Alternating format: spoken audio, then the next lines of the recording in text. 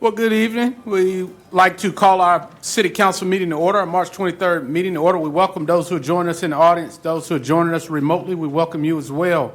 At this time, as with every meeting, we start with the invocation or the prayer. Going to ask that Pastor Teresa McAllister from Ralph Ministries Family Center, if she would come to the podium and give us our prayer. Ask that all would please stand for the invocation. Immediately following, if we could repeat in unison the Pledge of Allegiance. Pastor? Good evening, everyone. Proverbs 4:7 states, "Wisdom is the principal thing. Therefore get wisdom, and with all thy getting, get understanding. Exalt her, and she shall promote thee. She shall bring thee to honor, and when thou embrace her." Therefore, I pray for our mayor, Mitch Colvin, and the city council staff. I pray that they enter into this meeting with wisdom and understanding that will rest upon each one of them, guiding them how to use effectively what they have among one another. Give them discernment that focuses on getting a productive, compassionate tone in this meeting, fostering collaboration and guiding decisions towards the well-being of all residents, concluding with a focus on peace.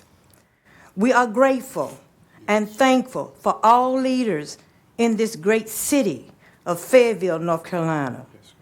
Help them to work together in harmony, to hear all perspectives, and to make decisions that bring order, justice, and prosperity to our great city. May their efforts make a positive difference in the lives of our neighbors. Amen. Amen. In Jesus' name, amen. Amen. Very good. Pledge allegiance to the flag of the United States of America, and to the republic for which it stands, one nation, under God, indivisible, with liberty and justice for all. Pastor McAllister, many of us know you, but if you can tell the listening audience a little bit about yourself and your ministry. Yes, sir. Ralph Ministry is a ministry that's now presently been going through the city doing works in the community for 7 years. We just celebrated 7 years in this February. Our vision statement is to love the Lord with all your heart, mind, and soul, and love your neighbor as yourself. So we're indeed on board with whatever promotes love and kindness. And we believe in the word of God in John 10:10, that the thief cometh not but to steal, kill, and destroy. But I've come that you may have life and have it more abundantly. This is why we gather tonight. This is why we come together, that people may be able to live a full life, a large life, full of love. So that's our aim, to reach out into the community. We now have a pantry that is transitioned to 2604 Southern Avenue, where we serve our communities every first and third Saturday. We give out groceries there. We are also pending on building in that location. So continue to lift us up and pray for us as we join together to make sure our Fayetteville city is the greatest city in the name of the Lord. Thank you. Very good. Thank you, Pastor McAllister.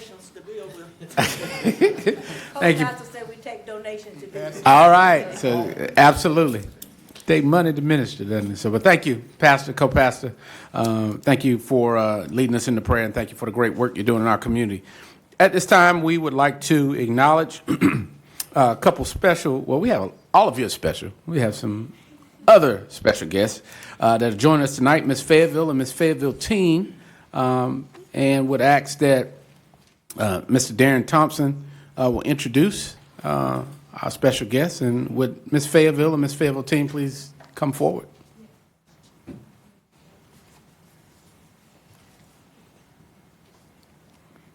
Well, good evening. Good evening. Hello, everyone. Thank you so much for having me today. My name is Emma Taylor, and I am Miss Fayetteville's teen for the Miss America program. I am here to introduce myself in hopes of creating an ongoing partnership and a joint commitment to helping our veterans right here in Fayetteville. My relationship to Veteran Affairs is very personal. My father served 23 years in 7 deployments, but when he came home, he was still fighting a silent battle with PTSD. In his honor, I founded a 501c3 nonprofit called Battle Buddies to give grants to charities connecting vets like my dad with service dogs. To date, we have raised over $30,000, and I have lobbied on Capitol Hill to make legislative change. It might sound like a lot for a teenager, but I believe it's the least we can do. We've got to give you a hand clap right there. 30,000. Thank you. Thank you so much. I appreciate that, and I will shamelessly plug that I have a website at battlebuddiesnc.com, and so if anybody would like to donate, they can. One day, I hope to become a congressional committee staffer for Veterans Affairs to continue my advocacy into my career. Through Miss America, I have had the opportunity to earn over $6,000 in scholarships towards that goal. But until then, I am a local constituent here to connect with you. Thank you so much for having me. Thank you so much. Thank you. And we understand today's a special day, too? Yes, This is your today birthday? is my 17th birthday. Wow. Well, happy birthday to you. What a wonderful, So it's great to be here. wonderful thing you're doing. All right, Miss Fayetteville. Good evening, Mayor and City Council. My name is Haley Jo Baker, and I am Miss Fayetteville. I'm very honored to be here tonight, and I would first like to thank you for the opportunity to speak and for your continued service to our community. Education is deeply personal to me. Since 6th grade, I knew I wanted to become a math teacher because I loved helping others understand and believe in themselves. When I'd entered the classroom as an educator, I quickly learned that teaching requires far more than delivering lessons. Teachers serve as mentors, counselors, role models, and sources of stability for students who need it most. Yet despite their critical role, many educators are asked to do more with less. Less support, less respect, and less pay. I witnessed teachers spending their own money on supplies, staying long hours after school to help struggling students, and carrying emotional burdens that extend far beyond the classroom walls. Many feel undervalued, and too many leave the profession they once loved, including myself. That is why I created my community service initiative, putting the pro back into professional, advocating for North Carolina's teachers. This initiative is dedicated to restoring respect, increasing compensation and support, and elevating the voices of educators who shape the future of our community every single day. To turn that advocacy into action, I am currently launching my 501c3 nonprofit organization, Be a Rose. Be a ray of sunshine for educators.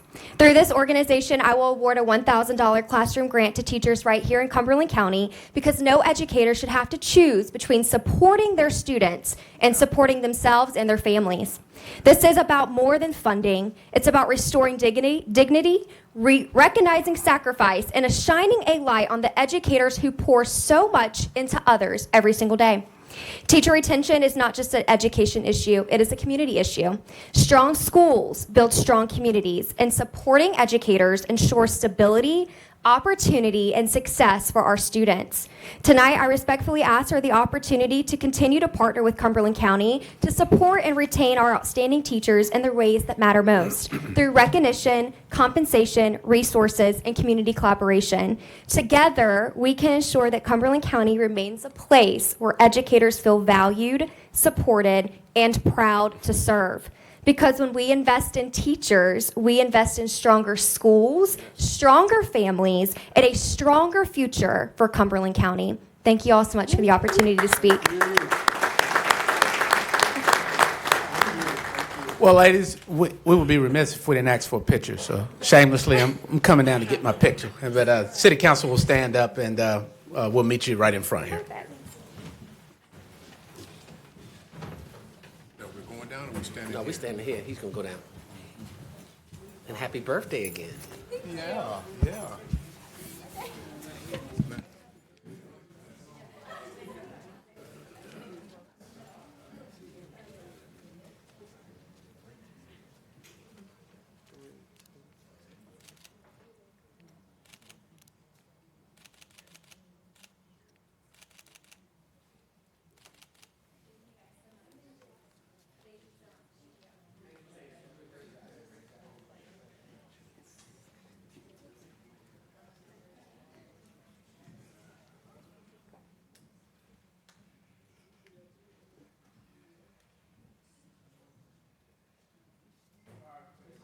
Let's give our Miss Fayetteville team another round of applause. We wish you well in the upcoming pageants as you represent the city. We hope you take it all the way to Miss USA, and don't forget about your hometown, Fayetteville, okay? All right, at this time, we also have another very special person we'd like to acknowledge, Miss Angelica Johnson. And Mr. Johnson, if you could meet me at the podium at this time, and I'll tell you why she deserves a great round of applause in this recognition. So I'll meet you right there. Yes, yes. Come on up.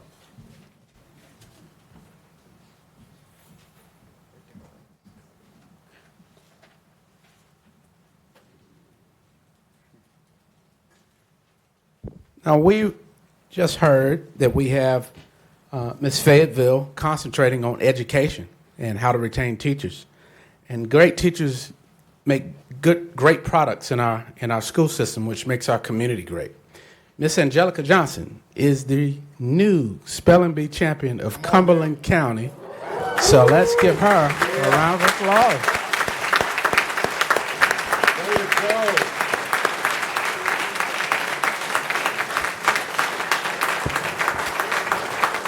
go. And to be the champion, you have had to work very hard, and your hard work has paid off, and you represent us well. So you can spell better than anybody in Cumberland County. So that is amazing. So with that being said, we would like to present to you a few things. And a letter has been prepared. It says, Dear Miss Johnson, on behalf of the City of Fayetteville, it is my pleasure to extend heartfelt congratulations to you on earning the championship title in Cumberland County Schools Spelling Bee. This remarkable achievement speaks to your dedication, your perseverance, and exceptional academic talent. Your accomplishment is especially historic. You are the first Filipino student to win this distinguished title, the youngest student at 71st Classical School to win this title, the youngest student from Fayetteville to advance to the Scripps National Spelling Bee. These milestones are extraordinary, and they serve as an inspiration to students all across our community. We are proud to celebrate your advancement to the 2026 Scripps National Spelling Bee, where you will represent Cumberland County Schools and the City of Fayetteville on a national stage. This honor is a testament not only to your hard work, but also the strong support of your family, your teachers, and your community. And on behalf of the City of Fayetteville, I commend you on this outstanding achievement and wish you the greatest success as you prepare for the national competition this summer in Washington, D.C. And we are confident you will continue to excel and continue to make our community proud. So we thank you.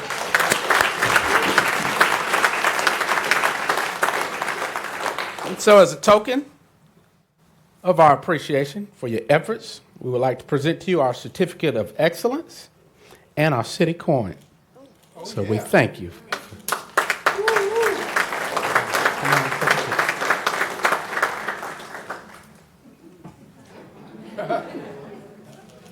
Look at him.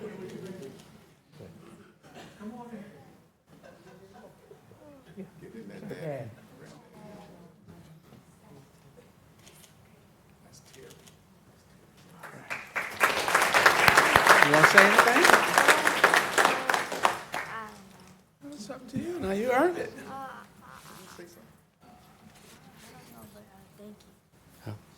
Well, she said thank you. She'll do her talking on the national stage. So we thank you. There you go. Let's give her another round of applause.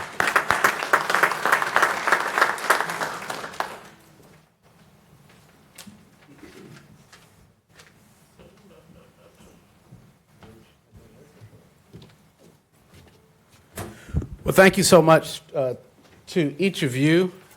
And we would also like to acknowledge very happy 95th birthday to the mother of our own Councilmember DJ Hare, Miss Isla B. Hare. We wish you many, many more. Happy 95th birthday. May God continue to bless you to see many more. So let's acknowledge that. March 31st. So look forward to sharing with the Hare family and that wonderful milestone, 95 years. But tonight we have covered a multitude of generations of great people who've accomplished so many things in our community, spelling bees to our Fayetteville teen and Miss Fayetteville educators who are doing great work for our veterans, for our teachers. So thank you for indulging us for a few moments just so we can acknowledge some of the good work that a lot of people are doing in our community. So thank you to all those guests that came tonight. Thank you for your hard work and continue to do great things in our community. It is appreciated. So we thank you. Council, with that, we will move to moving to the city manager's report. Mr. Hewitt. Good evening, Mayor, members of council, and thank you. Just wanted to remind the public that we will be having another Dug in the District at Bill Chris Senior Center on, I think it's Tuesday, March 31st. Moving into the month of April, we will be changing around Dug in the District a little bit with a focus on trying to get all of the council districts covered before June. We want to use the Dug in the District not only for its stated purpose, which is to solicit feedback from the public, but also share ideas. But we want to be more targeted with our resident engagement, focused on capital improvement plans, which the City Council will be presented at your next work session. Our annual budget process, which kicks off somewhat tonight when you hopefully give the go-ahead on the work that you've done on your strategic plan, as well as having citizens go through a variety of exercises to have them help us focus the priorities on how they might want us to spend or present the budget to them in the upcoming months. We will also focus on out front to host small group sessions as well, and these sessions will allow residents to review key projects and participate, again, in interactive budget exercises that reflect real fiscal constraints that we have. This effort will help us better understand the community priorities and ensure our planning and investment decisions remain aligned to what matters most to our residents. Also have a time in the next couple of weeks for celebration. We are sending a note out to council today, and we'll be solidifying that with a date for a first look event for the courts at Glenville Lake. We had originally targeted next Tuesday, but because of some scheduling conflicts, we're going to look to see if we can possibly ask council to move that to Wednesday the 1st. And if Wednesday the 1st won't work, we may pivot to try to see if we can ask council to do the Monday of your work session that morning sometime to really go ahead and reflect all the work that we've done at the courts at Glenville Lake. We also want to, in April, we'll be doing a groundbreaking for the MacArthur Sports Complex. Council had some conversation about that upstairs during our dinner meeting, and I know that you'll see on the agenda tonight under consent we have an award for that contract as well for $13.6 million. And I suspect that council will have some questions, and Mr. Gibson's here to answer those. But along with the hopeful approval of the contract tonight, we'll be able to go ahead and set a date for the groundbreaking for that important project as well. And lastly, the city, well, two last things. The city will also be closed in observance of Good Friday on April 3rd. More information will come out about that. But is Mr. Watson here tonight from the airport? Okay. If I could ask him to stand, I'd like to recognize Deputy Airport Director Deontay Watson, who has been named Vice President of the North Carolina Airports Association. He has served. Thank you. He has served on the Board of Directors since 2022, and this appointment reflects both his leadership and the strength of our whole entire airport team. So thank you so much for that, Deontay. And that's all, Mr. Mayor. Thank you. Thank you, Mr. Watson. Congratulations again for that. And we know you'll represent us well. Very special, brother. We're not talking purple and gold tonight. All right. And also, too, we have to acknowledge the birthday of one of my colleagues, Councilmember Lynn Green, celebrates her birthday. We thank her for for joining us on your birthday or shortly thereafter. And also, we did, on a more somber note, wanted to acknowledge the passing of a visionary, Dr. Mino Pinnock. Was a visionary who invested a lot of his time and treasury into the downtown and making our downtown into what it is today. So certainly our thoughts and prayers go with the Pinnock family and during this difficult hour. But thank you for a life well lived and contributions made to our community, Dr. Pinnock. And so we'll continue to keep their family lifted up. Council, as we go through that, we'll move to the approval of the agenda. We'll entertain a motion for that.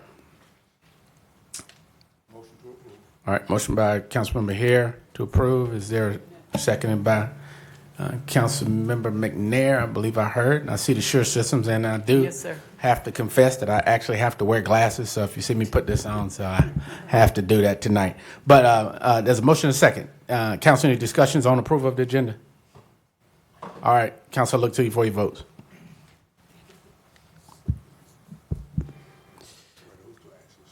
All right, motion carries unanimous. Council, moving to 7.0, the consented items. There was a few items that Council wanted to pull. I know 7.0A5, Councilmember McMillan. Was that one of your items, sir? Yes, Mr. Mayor, I move that we pull item 7.0A5 from consent agenda. All right, so there's a motion to approve with the exception of 7.0A5. There was also discussion about 7.0A7. And how about 7.0A9? Was there some explanation on that one? Yeah. All right, so there's a motion to approve with the exception of the items listed by Councilman McMillan, seconded by Hondros. Any discussion? All right, Council, I'll look to you for your votes on that.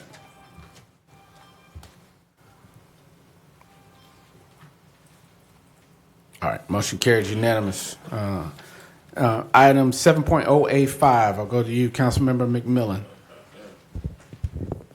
Yes, Mr. Mayor, thank you. Move that we pull this item for further discussion. This is a proposal to accept a parcel of land. There were some issues identified with the land and even some considerations that should be taken into account prior to moving on the acceptance. Right. Would appreciate from the staff just a rundown of how we got to this point, and then points for the council of consideration before accepting this parcel. All right, thank you, Councilmember. Mr. Hewitt? No, okay, I see him coming. Mr. Byron. Good evening, sir. Good evening.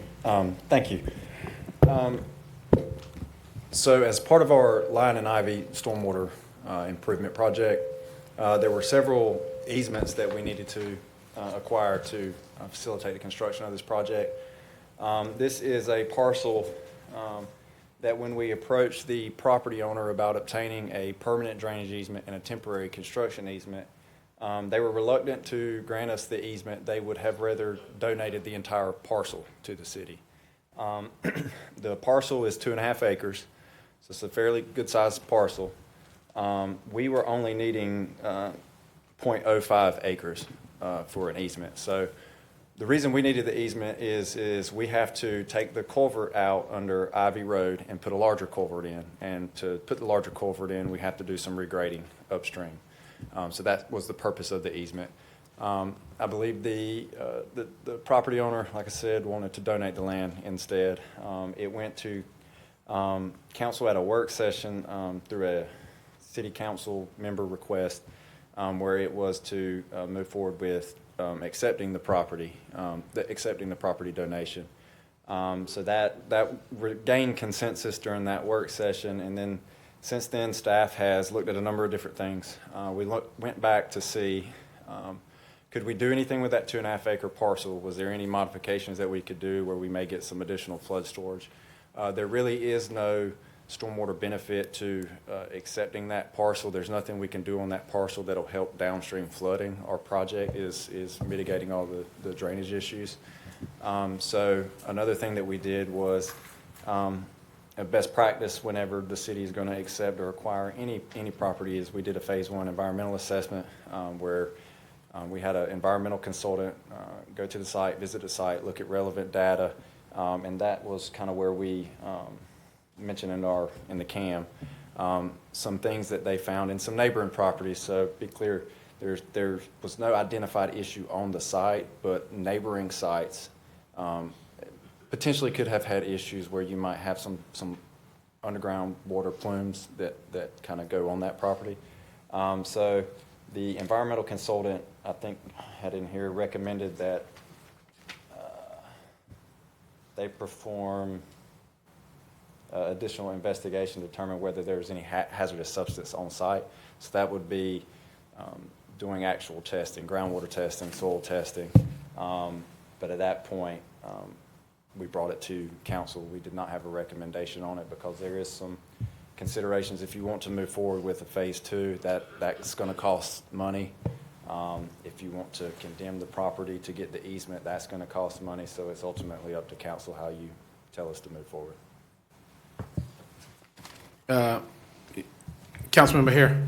Thank you, Mayor. I'm familiar with this item. I'm familiar with this property, the location. I've gone by there. I sort of wondered the same thing, why we would not just move forward with all of the acreage. But now, after hearing what you're saying tonight, those additional things for the rest of the acreage, what is it, 2 point something? 2.5 acres is the Okay, entire 2.5 parcel. acres. Who would have to pay for the additional studies, to check about the runoff? I mean, whatever the request, that you stated, Yeah. those items. Any additional environmental studies the city would have to pay for.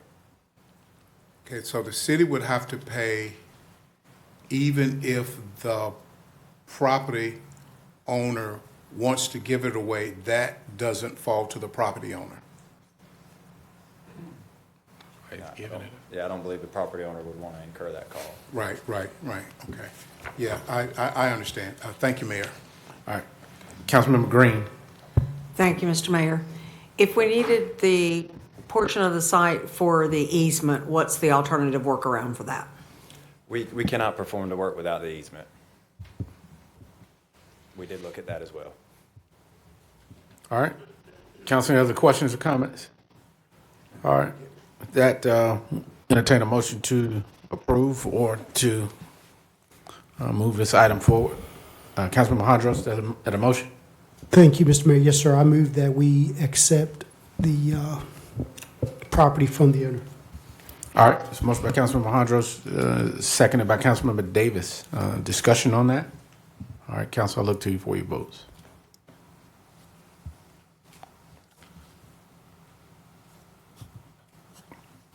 All right, Madam Clerk, it's unanimous. Clarification, just for one thing, please. Yes, sir. Was your motion, Councilmember, Speaking to the mic.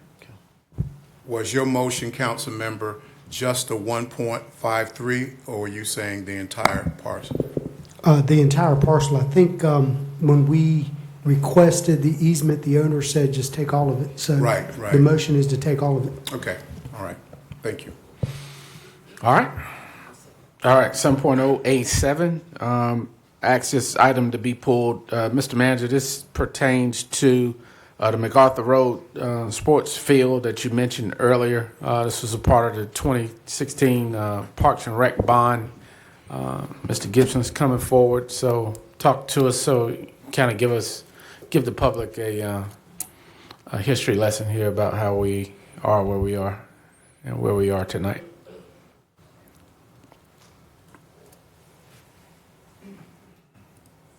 Good evening, Council, Mayor. This is a long journey, and we're here now with the sports complex, one of the last largest projects that we have. Let me make sure. Here's the site on this pathway to getting to this point, and so many iterations of where you put a sports complex. And when we first started this project, 295 was just a thought in how people were going to do things and to get around Fayetteville, and we were blessed enough to get the property from the military, and we negotiated the land lease for 50 years on this 72-acre parcel that you're seeing now. We got through that with some help, and we're here now to do one of the biggest pieces of this project. And this is how the project's going to look. We'll have 12 ball fields here in various sizes, from 300-foot fences to 275-foot fences, to all the way down to 200 to 210-foot fences. Considerable parking. A very nice concession area that's air conditioned, and when people park their cars, there'll be enough food inside here or preparation so that they don't have to leave. But this site, we believe, gets Fayetteville into an area of marketing and sports tourism that we haven't had, as well as some local ability. And I talk to people when they say, if you got multiple children, a parent can come to this spot and everybody get out the car. Just remember where we parked. But this piece that we have now that we're asking council to accept so that we can go ahead and finish this is a $13 million piece. That'll allow for the construction of the site, to build all the ball fields, put the parking lot in, do the grass, do all the stormwater, irrigation. The piece that's missing from here is the lighting, which is about anywhere from 2.5 to about 2.8 million. That piece is being done by a cooperative agreement that council has allowed us to use on Sourcewell, a competitive bid, and getting that piece like we did over at Jordan Soccer Complex. So this piece just adds to that, what gets us around with design to about 18 million. But this $13 million piece is the piece that makes this thing happen. So we're asking that council allow the city manager to negotiate and finish this piece. We believe we have a responsible bidder through a bidding process so that we can move this project forward and get this done. Thank you, Mr. Gibson. I did have a couple questions. I see a couple other questions by council members. This was originally when the voters passed it, it was $7 million for the sports complex, if I recall. Then the council changed it and split that investment to 3.5 when MacArthur was chosen, because the government was going to give us the contributed land. We didn't have to purchase the land. So now we're at 18. Can you explain that? Well, it's just the fact that the size of the complex that we're building is just over time, with the parking spaces and the amount of fields. The original budget when we first started was about $9 million. And it was going to be over at Fields Road, and we went through that whole situation and found out that that wasn't a suitable property. And now we're here, and just escalation of the years past and inflation, and we're here now with this number. When was that when the project shifted from Fields Road to 295? Oh my goodness! It was before COVID. So 18, 19? 18, 19, somewhere in that neighborhood.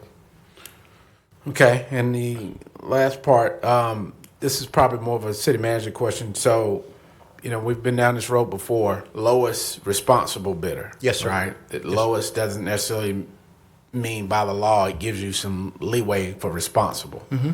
So what's the background of the recommended group that's being recommended, so that we don't have a problem down the road? So have we verified previous jobs? Do they have good references? Do they have insurance? Do they have bonds? I mean, all the kind of things that have come up before, because you're giving us a recommendation, which is, and just for the listening audience, this is the role that we play. We set aside, we say do it, and then you bring us a list of recommended persons. So I'm asking about this company. What's the vetting that's been done?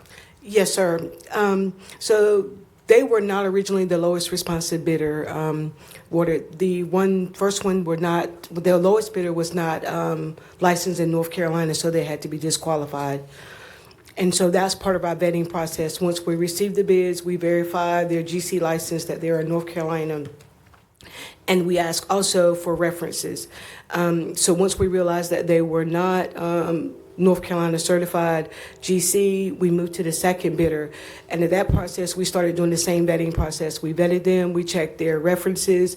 They have extensive experience. They're working on Fort Bragg. They've done work in Benson, and all over North Carolina. They're out of Kinston, North Carolina. They've got graven references. They are getting bonds. Once we award this contract tonight, we will collect their performance and payment bonds before they move forward. Okay, so they've built sports fields before? What kind of work are you saying they're doing in these other places? They built like for the Housing Authority. They've done work for the Housing Authority. Now, this project here, they have partnered with a Parks and Rec director out of Lenore, North Carolina, who they've hired on their staff. That will be their project manager for this project for the sports complex fields. But most of their projects have been buildings. Okay, so this is a grading project, which is a different set of license. Yes. Than just a regular general contract license. So Yes. what is the experience level of them to do grading work that you're making them your recommended person other than the price? Just their experience and their references. They did have some grading work in there in some of their projects. I don't have that exactly to tell you which project included the grading, but I can get you that information. But they did have some site work experience. All right. Okay. Thank you. Dr. Jones. Thank you so much, Mr. Mayor. Very quickly, just to piggyback, you already hit one of my questions about the vetting. This may be for you, Mr. Gibson, or you, Mr. City Manager, in regards to just letting the public know what do we have in place currently that we not can assure, but let the public know that this particular project will stay on task, and any that we're able to identify any major issues early. Well, I think one of the things, and just to go back to what the mayor had asked about, once you break this project into its parts, it's one of the reasons why we took the lighting out, because we wanted the professionals who actually do lighting to do the lighting part, so we would have that assurity that would be done correctly. It's no different than the subs that are going to be doing this work. And I want to be careful because I've been roughing people up over this. The subs are the people who make the difference. Yes, sir. If you don't have a good grader, then you don't expect the fields to drain well. The people who put in the irrigation, if they haven't had experience in putting in irrigation, then the city of Fayetteville should say something about that before we accept their subs. It's the same thing as going so far to say, we want to be able to go to the place that you're going to buy the grass to go on the field, and we want to inspect that over the period of time so that when we get to that time period of you going to get the sod and put on the fields, we want to make sure that we've seen that situation, the farmer, over a period of time so that you just don't go get grass from anywhere. So all of those safeguards, from a city staff standpoint, we're going to be working this over the next 18 months to make sure that the product that when we finish with it, that it's something that we can be proud of. And to me, if you don't have quality subs, then you can't have a quality product. Yes, absolutely. And then could you just speak to that a little further, City Manager, as far as the layers? Because I want. Yes, sir. Thank you, and thank you for Dr. Jones, and thank you, Mayor and Council, for these questions. If the public would also take a look at the City Council's agenda package, which is available online, that also includes the bid tab of, as the Mayor referenced, about all of the prospective bidders that we looked at. And many of the questions that the council members have asked, all the way down to, do they have specific experience building athletic fields, were conversations that the city staff had internally. And again, this is still a recommendation of staff to move forward with Group 3 out of Kinston. But specifically, if you look at the agenda package under executive summary as well, the general contractor is Group 3 Management out of Kinston. The architect is a local firm, Dale Crawford Design, who we have extensive experience with, who has worked with us since we identified this site some 18 to 24 months ago, easily, at least, or longer. The owner's advisor is also Turner, Townsend, and Henry, I think I got that right this time, Ms. Toon, which is also going to be the extra layer that the council and the staff believe will give us not only the eyes of Dale Crawford, who will be there for us as our architect and also overlooking general contractor, but also be able to help us work through some of those issues and give an additional layer of support. And then we also still have both city staff, which Joseph Staten, who should be back to work, we hope and pray soon, fellow, if I can find it here, Roger Hunt, who's our project and contract manager as well. I don't know if the council had the pleasure of meeting him yet. And then we're also supported by Friesen Nichols. And so we have a tremendous number of staff here who are helping us. As Mr. Gibson said, one of the issues with the fields is drainage. And a lot of that is the prep work. But we'll also be focusing quite extensively on the building. It doesn't have a tremendous amount of interior space, but there is a lot of hard and soft scapes there. And as you can imagine, Mr. Gibson and his team will also be all over the site all the time. And this is also not only visible from, as we had, you saw the kind of attention we had from the tennis center on the courts at Glenville Lake. Imagine what it's going to look like when we're getting exposure from MacArthur and 295 as well. So there'll be a lot of eyes on this, and there will be a lot of hands to make sure that nothing goes awry as well. Did that answer your questions, Dr. Jones? Thank you. Thank you. All right. Councilman first. Thank you, Mr. Mayor. I just wanted to make a motion. Well, Hondros had asked for one. We're still digging into this. Okay. Did have a follow-up to some of that. Don't want to belabor this. Okay, Councilman Hare also. So, being familiar with this space, building construction has a license, residential has a license, and building has a license which cover everything. And then you have utility contractors that have license. Mm-hmm.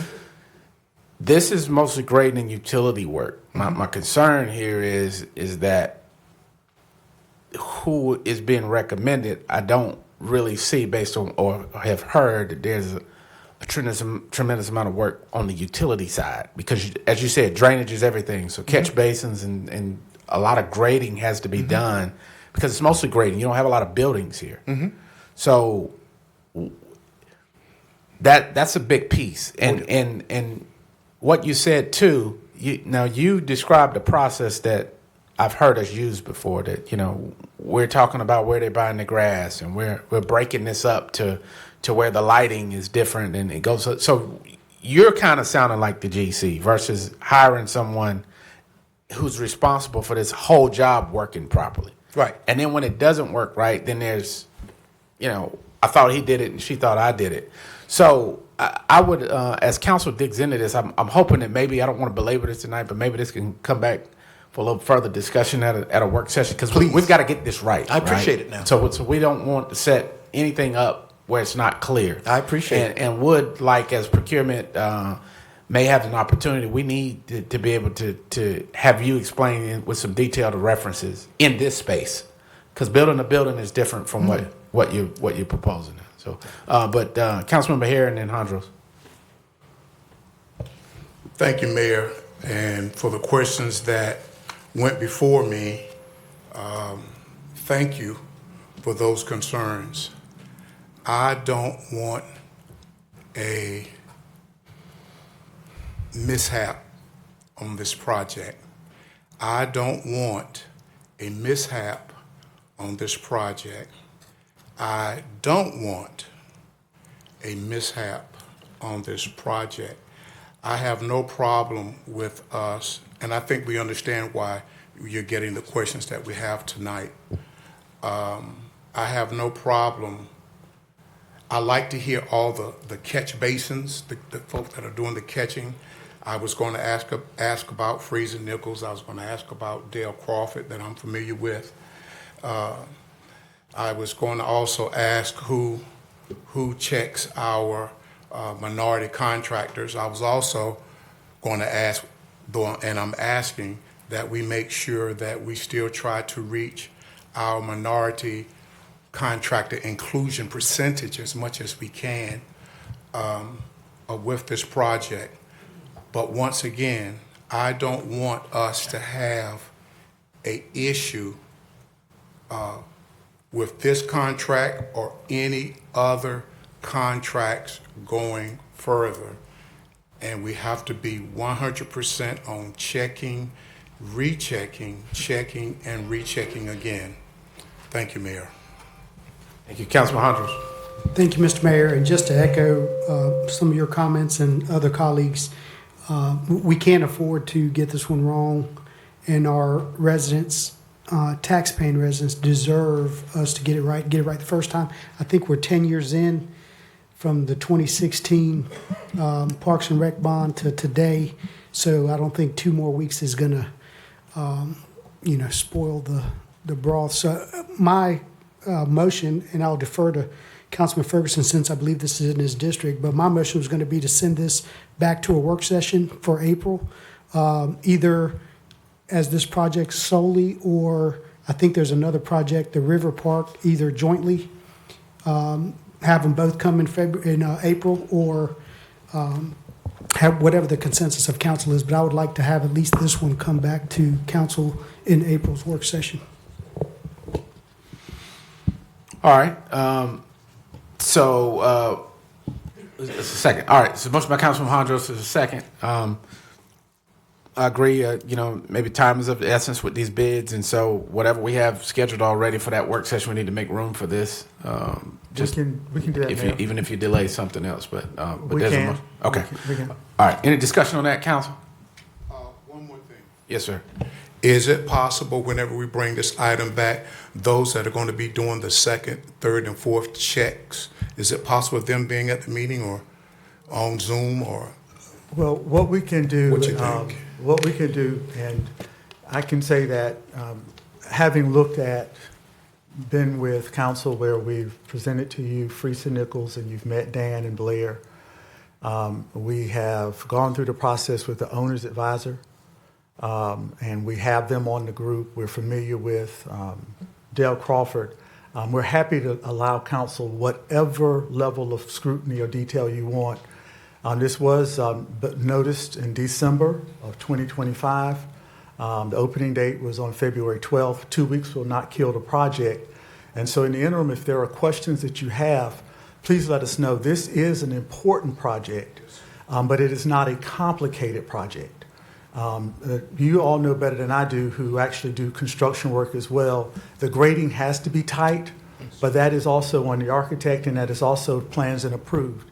As I mentioned when we started, we go at council speed, but we were ready to begin discussions with Fort Bragg to schedule their dates as well, because we are for groundbreaking, so that we could do it in partnership with Fort Bragg. But 2 weeks won't kill us. But if you have questions in the interim, Dr. Hare, if there are things that you want to see at the work session, we can definitely do that.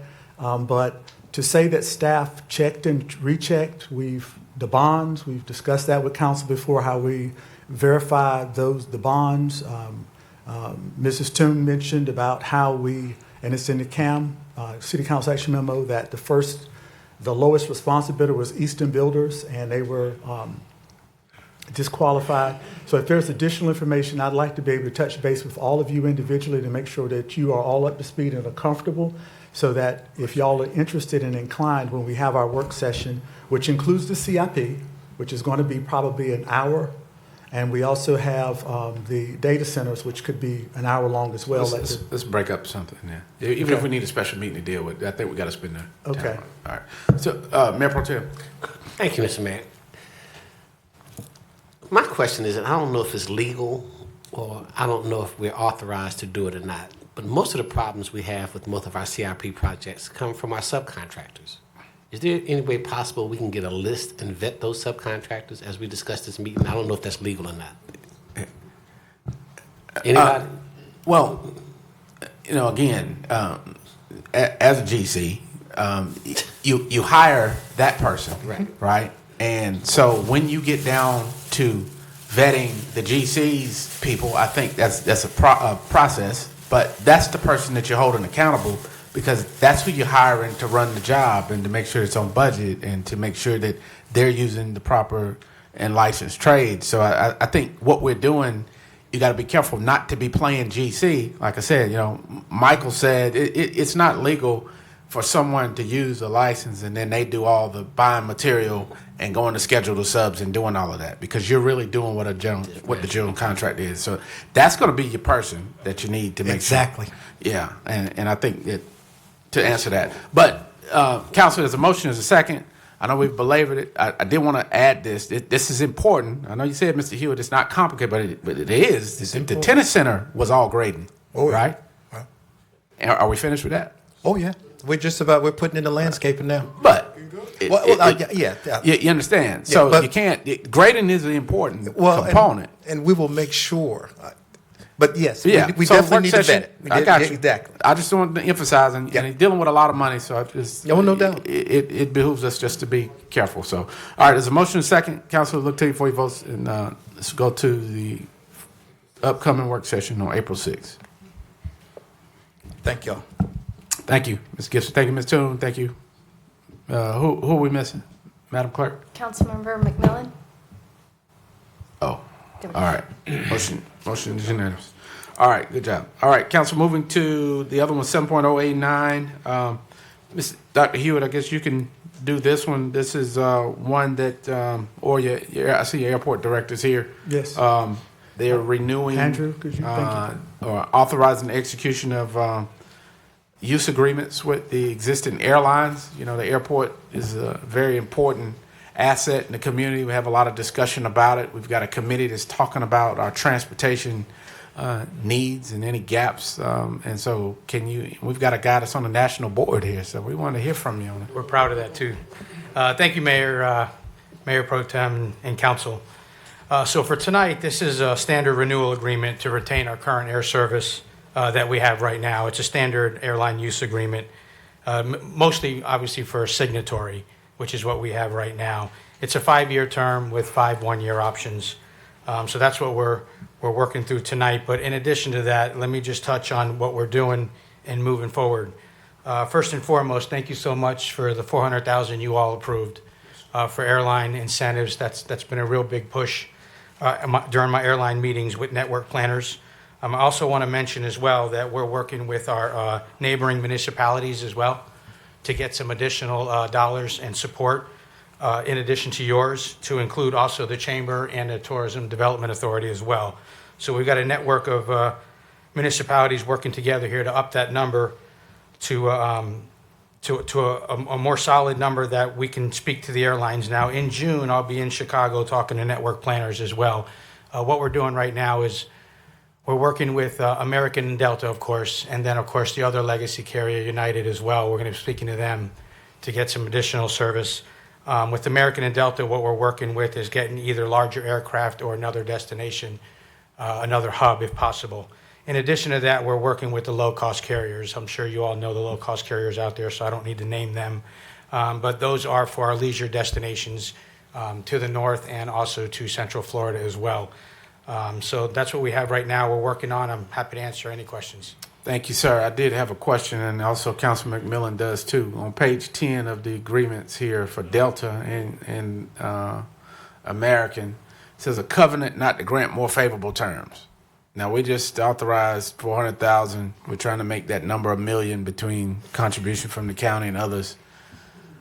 How are you going to solicit another airline, and why do we set aside the money if you can't offer more favorable terms if you're going to be bound by this contract? Because what this is saying, I'll read it, city agrees not to enter into any contract or agreement with any other certified air transportation operator containing more favorable terms than this agreement, or to grant any other certified air transportation operator any rights, privileges, or concessions that are not accorded to the user agreement unless the same terms and concessions and privileges are made available to this contractor. And it shall not charge any non-signature carriers a rate that is at least 25% above the rate charged. So in other words, they're saying that how would you get a discount carrier in here that offers prices here if you're bound by this contract if you sign it? Yeah, it's a great question. So first and foremost, favorable terms is really a FAA standard and mandate. So basically, you can't give something to one airline different than you would other airlines. The reason why there's a 25% increase if you are non-signatory versus a signatory is because the signatory will give you a commitment of 5 years. Where if we have a non-signatory, let's say a low-cost carrier that's just starting out and they don't have any passengers yet or any kind of commitment that people are traveling, they don't want to commit to a 5-year agreement, so they're going to have to naturally pay an increase. So that wouldn't be considered favorable and non-favorable. The favorable, everyone gets treated the same. So if you come in here as an airline and you want to commit to a 5-year, you'll get the same price as American and Delta. Now, with your point on the additional airline dollars, American and Delta are also available at the table too. If they want access to those dollars as well, they would have to give us a destination either to a hub, and it would be two flights a day, 7 days a week, just like another carrier would have to do, getting the same amount of money as well. So it's fair across the board, whether it's legacy carriers on the signatory side or non-legacy carriers on the low-cost carrier side. Okay, so let me make sure I understand this right. So if you got a someone who's not here, a low-cost carrier, they're considered signatory or non? So signatory means if you commit to the 5 years and you lease space and you are rooted in here and you're here to stay, then you'll get those signatory rates is what you're seeing in front of you now. But if you want to come here and not have any commitment at all and you want to operate on an operating agreement with no commitment, well, then naturally you're going to pay a premium because there's no commitment there. And, you know, we have to offset our costs to operate the airport as well, and you do just come in and then leave when you want to leave. I'm going to get that. It's like having an agreement versus not. So I guess where I'm not making the connection is, so if you find someone, low-cost carrier, that agrees to a certain term commitment, how are you using, if you've got to offer that same thing according to this contract to them, how are you going to use the incentive money to attract them? Because the point was to use that to get someone who's not here. Sure. Or to get them to offer that, right? And so I think we've got a lot of leakage to Raleigh because you have just more than U.S. Air than American and Delta. You have the Breeze and you have JetBlue and some of the other carriers who have a lower rate.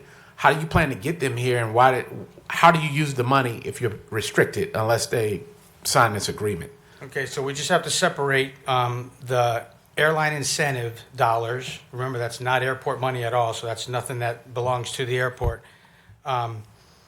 versus giving an airline non-favorable agreement. Those are two different things. So, for instance, if we get an airline that wants to use these incentive dollars and then we have another airline right behind that, I'm going to probably be here at this counter talking to council again, asking for more additional dollars. But in the FAA's eyes, once you run out of dollars for incentives, you run out of dollars. It's okay to run out of dollars and not have more dollars for another airline because, again, it's not airport money, it's community dollars. So those are different than me giving an airline, or us, the city, giving an airline a favorable agreement over one versus the other. It has nothing to do with the incentive dollars.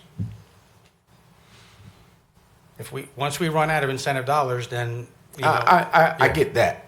But so what you're saying, just to make sure I'm clear, this will not restrict you from being able to offer an incentive to another carrier? Absolutely not. Okay. Absolutely not. All right. Correct. All right, Councilman McMillan. Yeah, thank you, Mr. Mayor. I'd like to move that City Council approve commercial airline use agreements and authorize city manager to execute contracts. And thank you.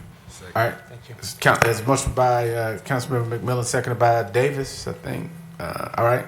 Question on the motion. Yes, sir. Mayor Pro Tem. Thank you, Mr. Mayor. Mr. Andrew, the mayor brought up a good point that I'd like clarity on. How long do we give a new airlines that wants to come before we give them or they offer a 5-year contract? So they just can't come and go as they please. Two separate points there. So an airline committing to however long they want to stay here is the difference between a signatory agreement, non-signatory agreement. Here in Fayetteville, it's going to be 5 years. And the second part of that question, repeat that with. How long do we give them before they want to have a 5-year commitment? Oh, they can continue to operate without an agreement or a long-term signatory agreement for as long as they want. They just have to pay the premium rate. Right. So it would save them money to join the Absolutely. 5-year agreement instead of just having a premium rate. That's and my next question is, once you run out of incentive money for a specific airlines, does that annotate that additional airlines will want to come if they are fulfilling their obligation by 2 routes, full loads per day, whatever the case may be? So a couple things there. One, an airline, to get the incentive dollars, have to perform a certain schedule. So whether, let's say, it's a low-cost carrier on weekly service, then they'd be able to draw down those funds over a period of, let's say, 2 years or 3 years, depending on the frequency and what they offer. But if you're a legacy carrier, or you come in as a low-cost carrier and you operate 2 a day, 7 days a week, then you can draw down that money quicker in the 1-year period. But to your question, once we run out of dollars on that one, another airline can come here without any incentive dollars and just ask to operate here, and we would definitely be open to that. A lot of times it's to offset the startup cost risks, and that's what the incentive dollars are for. Which normally total how much?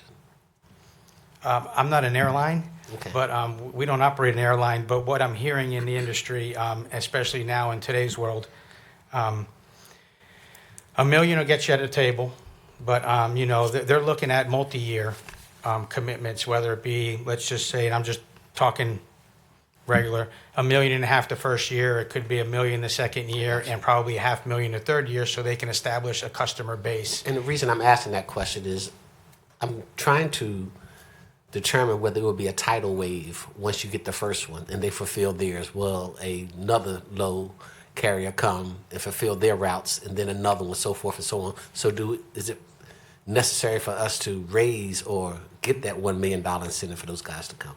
In this industry, when it rains, it does pour. Exactly. And we need to be prepared for that. But our goal right now is not to only get one or another carrier, but I'm trying to look 2 and 3 carriers down the road. I know it's optimistic, but we need to be prepared.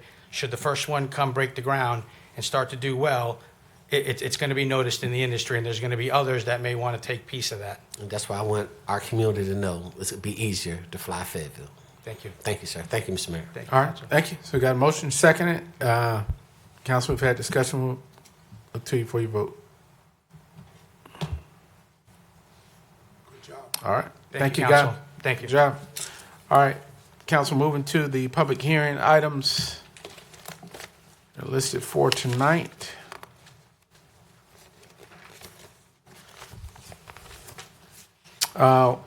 This time we are preparing to hold public hearing where the city council formally seeks your input. Individuals desiring to speak in the hearings must have signed up to speak with the city clerk by name and address before the beginning of tonight's meeting. We will begin with a staff presentation, then we will move into the formal hearings. 15 minutes will be allowed for those in favor and for those opposing of the items discussed in the hearing.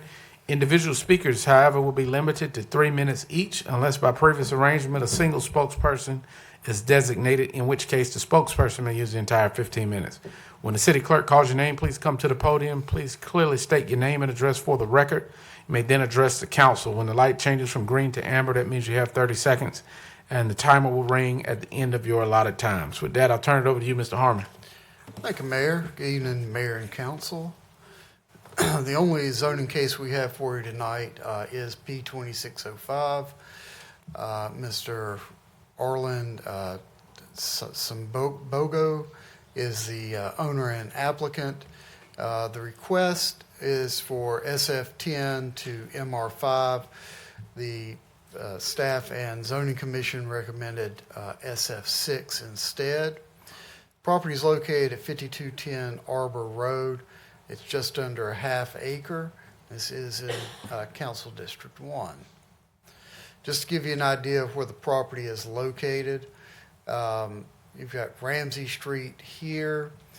You've got, this is Aldi and Applebee's here, and the bowling alley here in that shopping center. I think there's also a church at this end of it, and you've got Sheets right here. So this property is right here in the neighborhood. You cannot get from the neighborhood or that property to those. There's no connecting roads without coming back out to Stacy Weaver. Currently it is zoned again SF10. You can see there's LC, limited commercial, all with this kind of a reddish pink. Then you've got Methodist University here and some SF6 zoning back here. Our land use plan calls for low-density residential on this property with commercial around it and some heavier density residential back here, and the office and institutional where the university is here. Just a photo of how the property currently looks. It is undeveloped.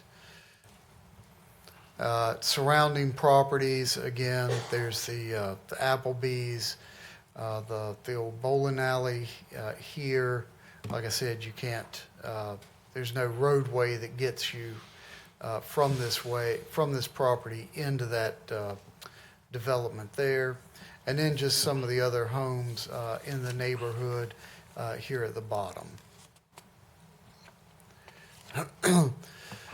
So just a couple of things here about what the zoning change does.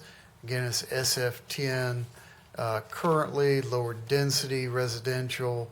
There's 35-foot height, 30% lot coverage.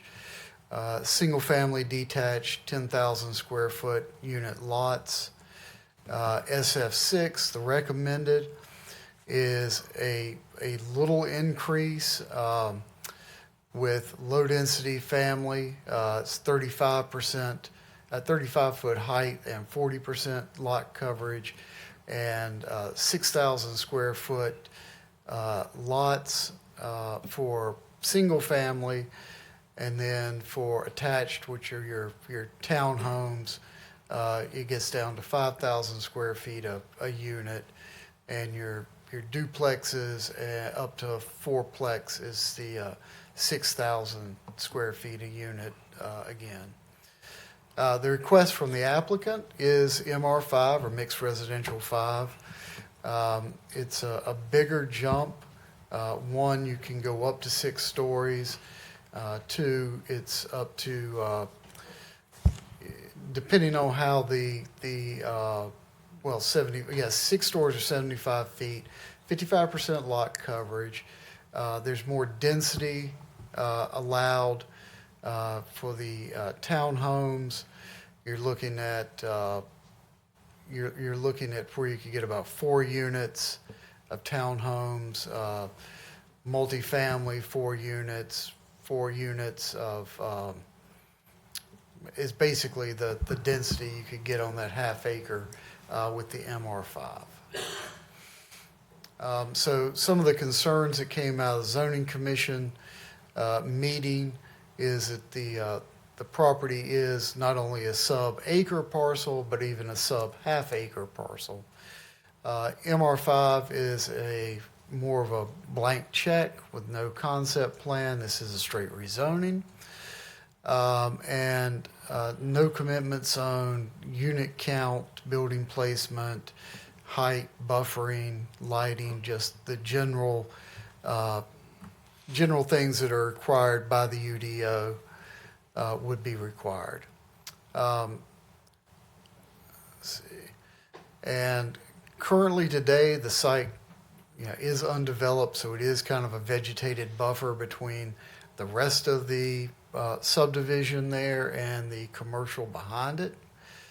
The MR5 could introduce taller buildings, more lighting, more activity. Arbor Road's character is low-speed residential, very small-scale stuff.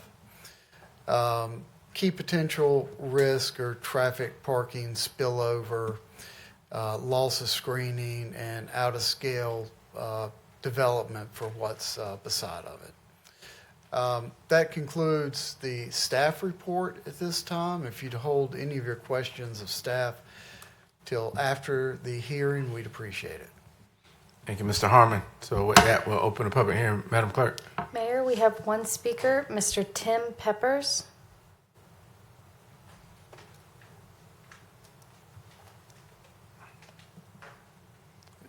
Good evening, sir. Good evening, Mayor. Good evening, council members. Again, my name is Tim Peppers. I'm with Tim Peppers Design Consulting, and I am here with Mr. Sudoku, and we're appealing from his first application for rezoning. Unfortunately, I wasn't part of the first application, but I understand even from the comments that were in that presentation that he didn't have anything to show the zoning board as to what he was going to do. So what we've done is we've proposed 5 duplex units, or pretty much a 1-unit building with 5 units that would generally be 2 stories, 1,600 square foot apiece. And the granting of the SF6 allow for 3 units, but what we'd like to do is at least get 4 units like the ones on Candlelight Drive. Candlelight Drive has approximately the same density, and I'm aware of that because I actually designed those townhomes about 20 years ago with Messemer and West. And so if you look at the map, if you're looking at the map, you'll see that it's actually at the end of Kenwood, which isn't very far from other properties with that same density. And so basically what we're asking is to go to an MR5 so that we can at least do 4 units rather than 3 units, and possibly do 5 units under the multifamily, because it requires 1,500 square foot per unit plus 1,000 square foot per additional unit. So we could potentially under MR5 do 5 units. So I'm here to help the client maximize his investment and hopefully raise a little bit of tax money. Yes, sir. All right. Thank you. Matt, let me hold tight for any questions. Let me see if there are any other speakers or if he has the full 15 minutes. He has the full 15 minutes. There are no other speakers. Oh, okay. He is speaking in place of Mr. Spogu. Okay. All right. So thank you for that. Did have a couple of questions. So what you're saying is that you want to amend your application because basically, I don't know procedurally, what you described sounds like a conditional rezoning. So were you, is your client okay with getting something approved based on what you just described? Because what staff's recommendation is saying is that MR5 covers a variety of things. So Mr. Harmon, you had something? Just to clarify that, Mayor and Council, so the MR5, it's not a new application. They went before the zoning commission. Zoning commission suggested an in-between zoning. It's SF10 now. They wanted MR5. They suggested the in-between SF6. When they did that, the applicant then appealed that SF6 to you to have another hearing so that you would look at the MR5 possibility. So it's not a new application or anything. It's just it's a little different than what we normally see, but it's something that's totally legal in what they're doing. But yeah, he's appealing the zoning commission's thought of it should be SF6 and not the MR5 that they want. Right, understand that. Yeah. But what I'm saying is, what's before us is his request for MR5 to be able to do what he's asking. Correct. But I guess this is probably for the attorney. If this is approved as is, does anything restrict him to what he just described? Or if the council went with an MR5, it would include anything included in MR5's zoning? Yes, sir. It would include any of the appropriate uses. And so you're asking him if his client would be amenable to withdrawing this application and resubmitting an application for a conditional rezoning. Because to me, what you're describing, right, makes more sense than some of the things that can be included in here, like building a 6-story structure next to a single family. And that was never the intention. And that's what we want to make clear, that that was not what we had in mind, because we understand the scale and we understand that it's pretty much single-family residential. And me personally, I wouldn't want anybody building, 5 stories next to my house. So I wouldn't do that to other people. But at the same time, I would like to, try to I guess, do what the client is trying to do with that particular parcel. So you got two options. Yes, sir. One, you can withdraw it and reapply as a conditional. Okay. That'll be considered based on what you just said.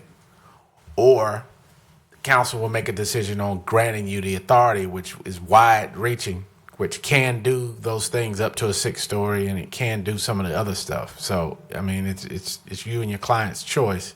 Right now, all we have before us is the application, which is to consider your appeal to MR5. Okay. I think All right. I can speak. Go ahead. Go ahead and say what you said, and then I'll go to. I got a couple other council members with questions.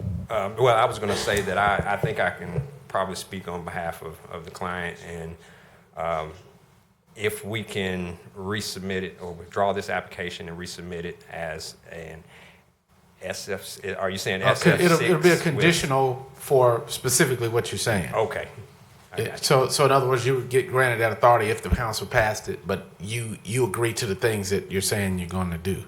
Yes, sir. It would have those conditions. All right. So I do have a couple council members with questions. Got Councilmember Davis, Hare, and Hondros. Thank you, Mr. Mayor. My question is, I guess, for Mr. Harmon. Were there any opposition to this in the zoning commission meeting by any residents that live in the area? There were two at that. What were they some of the didn't concerns? sign up to- Well, some of the things that we brought up a while ago that came out in the zoning commission meeting, just, it's a small street. It doesn't have a lot of traffic on it.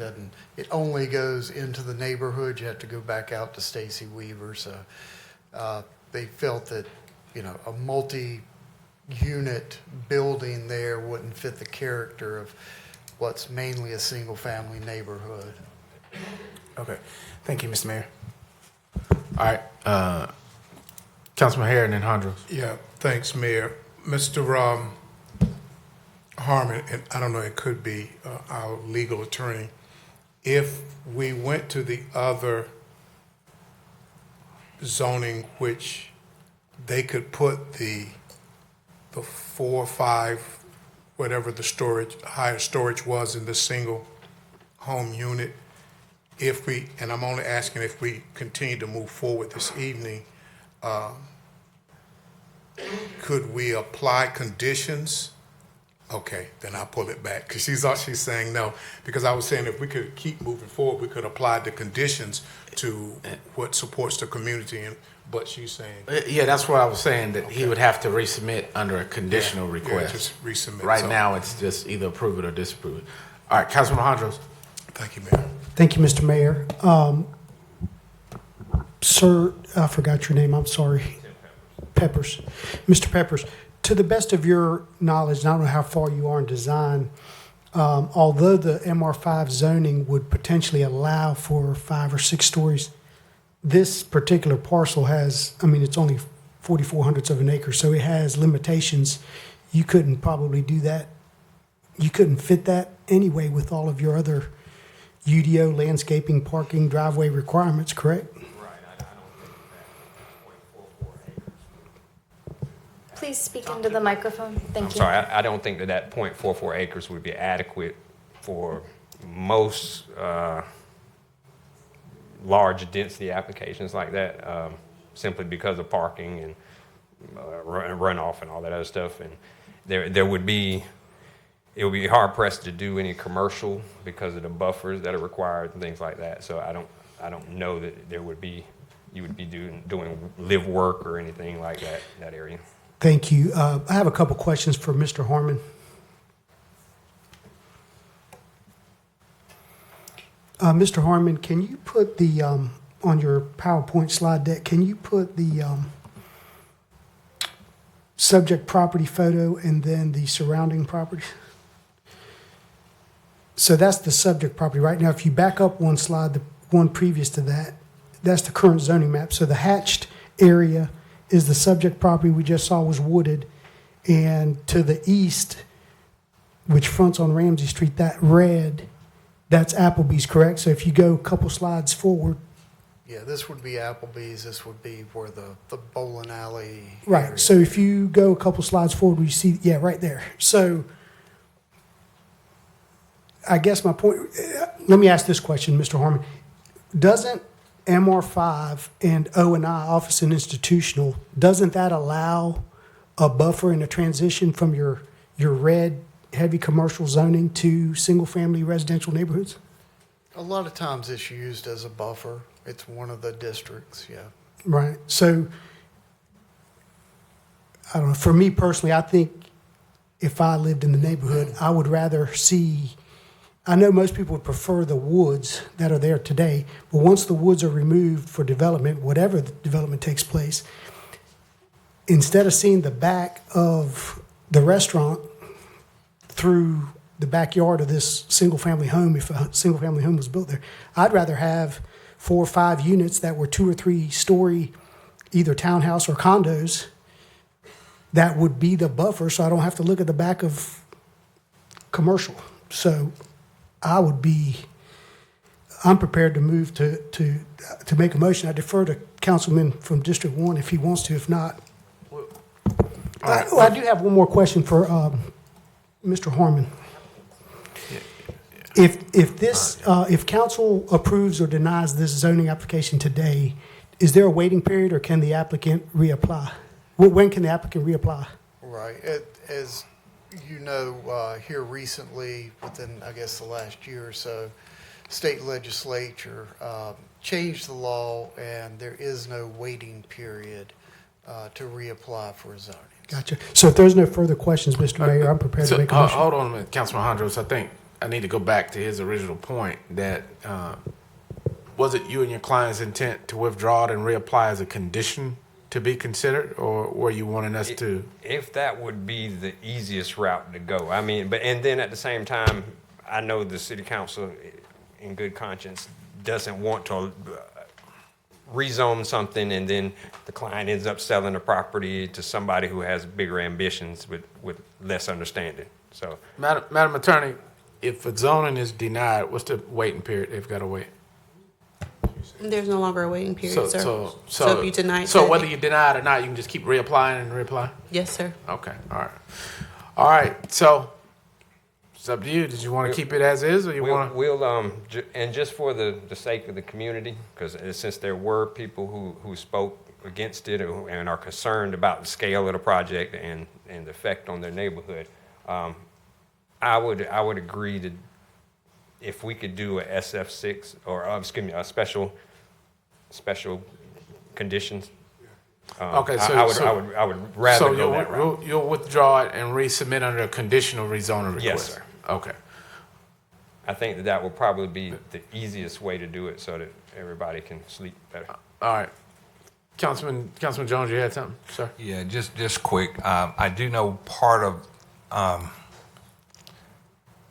that concern is there is also another lot that was recently cleared along that area of a structure. And so I know the potential of another request coming down the line. So I can definitely understand the concern of the community in that aspect. That's all. Okay. Gotcha. Mr. Hewitt. Madam Attorney. Yes, sir. I was checking with the clerk, and we don't have anything on file that Mr. Peppers represents the developer, so it may be best if it's the council's interest to deny it, and then his client can just reapply, as opposed to not acting on it at all since it's on your agenda. All right. So, Mr. Hondros, back to you. I move that we accept the application as requested, as submitted. Okay. Yeah, that's a motion. All right. Is there a second to that? Second by Ferguson. All right. Discussion. All right. This motion is to approve it as submitted. Okay. Everybody clear? This is what we're voting on. All right. I understand it, but that's the motion that we got to dispose of. All right. All right. So, all right. Yeah, that's what you just seconded. No conditions. So he wants to actually withdraw and then reapply with a conditional zoning. Okay, That is not the motion you seconded. Okay. Well, that's my bad because that's what I wanted to go. Withdrawing your second? Yeah, I withdraw my second. All right. Is there another second? All right. Second motion. All right. Councilmember McMillan. All right, so council, just to be clear, the applicant has said that he wishes to withdraw, but the motion on the floor is to approve it as is, as discussed. So, all right, council, look to you for your votes on that motion.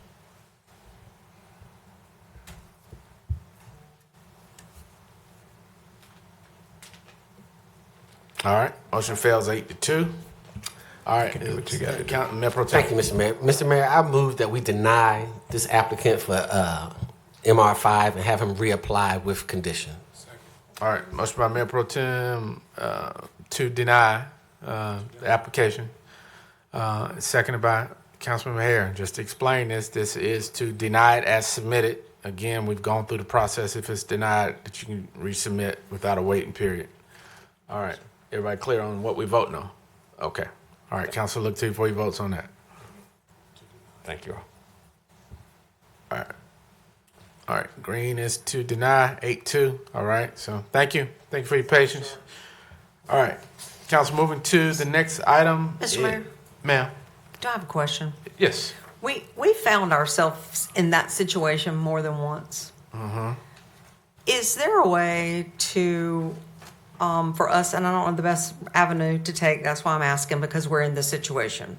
Several times, if we had had the CZ, the conditional zoning, on the application, we could have dealt with it then and not keep bringing it back and troubling the citizens and bringing it back and us taking time and spending and refreshing every time. Is there a way to just make that conditional zoning part of the application? So I guess that'll be a procedural question if I'm understanding it right. So when a person gets the application, I guess right now there's two different forms. There's one for condition and there's one for Mr. Harmon. Talk to us about procedurally, and this because this is not agenda, but can you answer that quickly? I can real quick. Yes, there are two different forms in our IDT system. One for conditional, one for just a straight rezoning. Both, though, require them to the applicants to have a pre-conference with staff, and so like in one like this, a lot of times we'll suggest conditional zoning to them, and it's up to the owner whether they decide they want to go and just try straight rezoning or throw some conditions on it or what. So we can't make them do it one way or the other. It's up to them, but we try to guide them that here are your options at least. Okay. I just feel like there's something missing in our conversation from between staff and the citizens. Yeah. Because when we get here, they seem very clear on what they'd like to do. So somewhere, I feel like there's disconnect. So I would just like for staff maybe to bat that back and forth, maybe with the city manager's guidance, to just see if we can't make the process an easier process. So thankfully, it's a great segue to the fact that we just reordered a review of our whole process, and in our individual meetings with the consultant who's handling that review of our process, that'll be a good point to bring up. How do we make it easier that we detect options or give them options before it gets to this point? Okay. All right. So we clear on that? Thank you, sir. Mr. Hewitt, that's Yes, sir. one of the We're things we'll happy to facilitate that with the conversations y'all are having. But staff does go above and beyond, to almost to the point of, at times I feel like pressuring the applicant to come with conditions. All of the contentious ones that have filled the council chambers in the past have been ones where people push the straight rezonings, and it only when they come here and look at council and y'all say we're not going to budge on that, do they sometimes come back with conditions. But I commend the gentleman who was here, because he's correct. On such a small lot, if I were developing it, I would want the greatest level of density I could, because all the issues that he mentioned about trying to develop it at a SF6 or SF10 are true. But if he had been able to just walk in with a straight MR5, whether he plans to develop it or plans to sell it. But I do know that staff does that, but it's a very careful balance, because many of you are involved in development or in the community, and staff can't pressure the applicant, because there's also zoning law that talks about you can't contract zoning. And but to the mayor's point, and very briefly, you will be reached out to soon by our group, Barry Dunn, to do individual feedback sessions, and we would really encourage y'all to bring that up as you just did there, because that would be very helpful. Thank you, ma'am. And to the applicant too, if he's still here, we have asked to collect feedback from anyone that has to go through the permitting process. Tell us how the experience was so that we can refine it, make it better. So if you can give us some hints as to your journey along the way, that would be useful information. But thank you, council. All right, moving to 8.02, PwC Phase 5 annexation of Area 29. This is a public hearing for 29, followed by 30 and 31. So, good evening, sir. Good evening, council. Good evening, sir. Mayor. Good evening.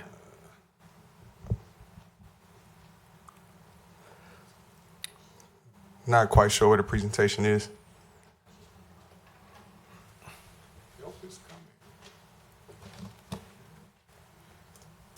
This is 29? Yes. Okay.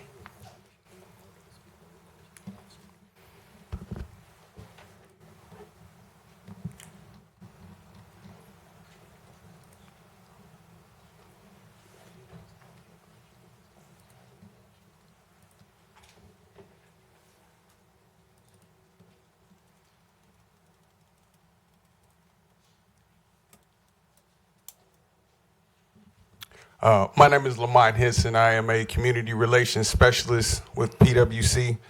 Thank you for the opportunity to present today on Phase 5 annexation, the preliminary assessment for Project 29.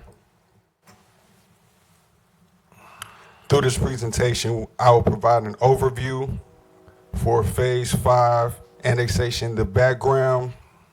I will provide details on Project 29. I will go through the project timeline and status. I will also talk about the cost for the property owners, payment and financing options, as well as next steps for City Council. This project is something that dates back to 2005, with the construction starting in 2007. Over the past 18 years, there are 25 projects that have been completed with over 6,200 connections that have been made available. As of today, construction is still ongoing with multiple project areas in various stages of development and design.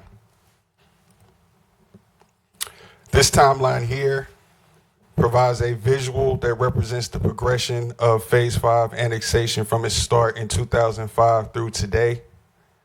We're highlighting the continued investment in infrastructure as well as service expansion.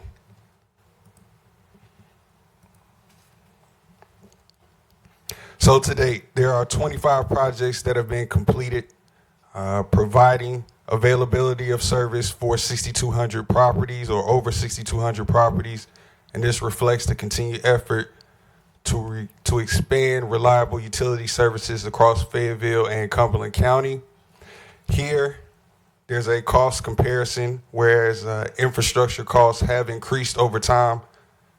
So, for example, in 2008, costs were approximately a little over $10,000 per property, close to $11,000, and as of 2025, costs have increased significantly, with projects reaching over $100,000 for some properties. And this reflects the costs rising for materials, labor, as well as construction. Here are the steps of annexation. So the annexation process follows several key steps: design, preliminary assessment, construction, connection, assessment roll, and finally the assessments being levied. And tonight's meeting is focusing on the preliminary assessment. Here we're taking a look at some of the projects that have been completed. This provides a listing of previously completed project areas throughout the community. These projects demonstrate PwC's continued commitment to expand services and a structured and phased approach. Here we're taking a look at projects, and there are currently several project areas that are either in construction, available for connection, or in the preliminary assessment stage, like Project 29.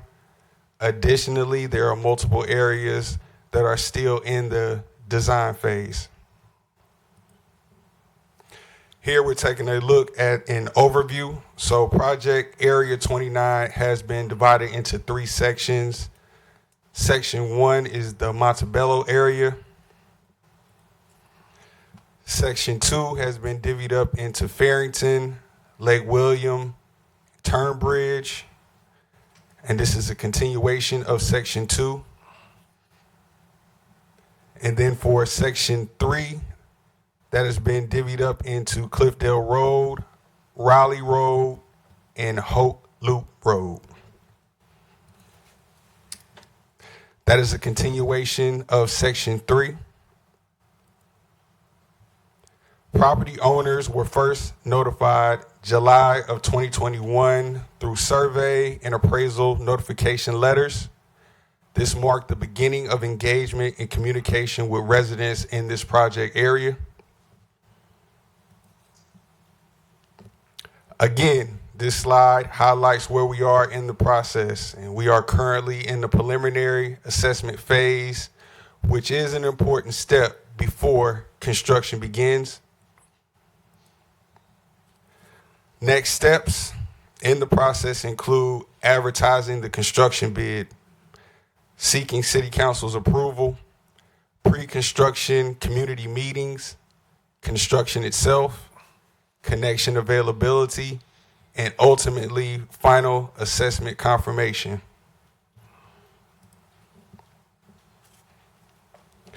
The typical cost for a single-family residential lot is approximately $5,000. Other properties are assessed based on front footage plus an average lateral connection charge. Most importantly, no payment is due until construction is complete and the assessment roll is adopted by City Council. In terms of payment options, residents have flexible payment options, including paying in full within 51 days and incurring no interest. There is financing available up to 10 years. Interest will be capped at 8%. Monthly as well as annual installment options will also be available. And additionally, in the past, there has been financial assistance that may be available through the city for those who qualify. At this time, I want to remind everyone no action is required from residents tonight. The next key date will be April 13th of 2026, when City Council will consider moving the project forward. This concludes Project Area 29. Now, I also have to cover Project Area 30 and 31, but I can... Well, I've got to do it separate. Yes, sir. So you may have some folks who signed up for 29 specifically, but hang tight. We're coming. All right, Madam Clerk, with that, I'll open the public Mayor, hearing. we have 2 speakers for this item. Our first speaker is Mr. Andrew Hayden. Mr. Andrew Hayden. Not present. Our next speaker is Mr. Wyatt Hare.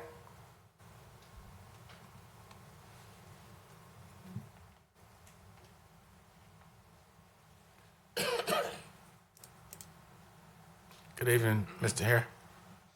Evening. How you doing? Are we pronouncing that correct? Har. Har. I Yes, thought sir. so. Okay. It's all right. It's all right.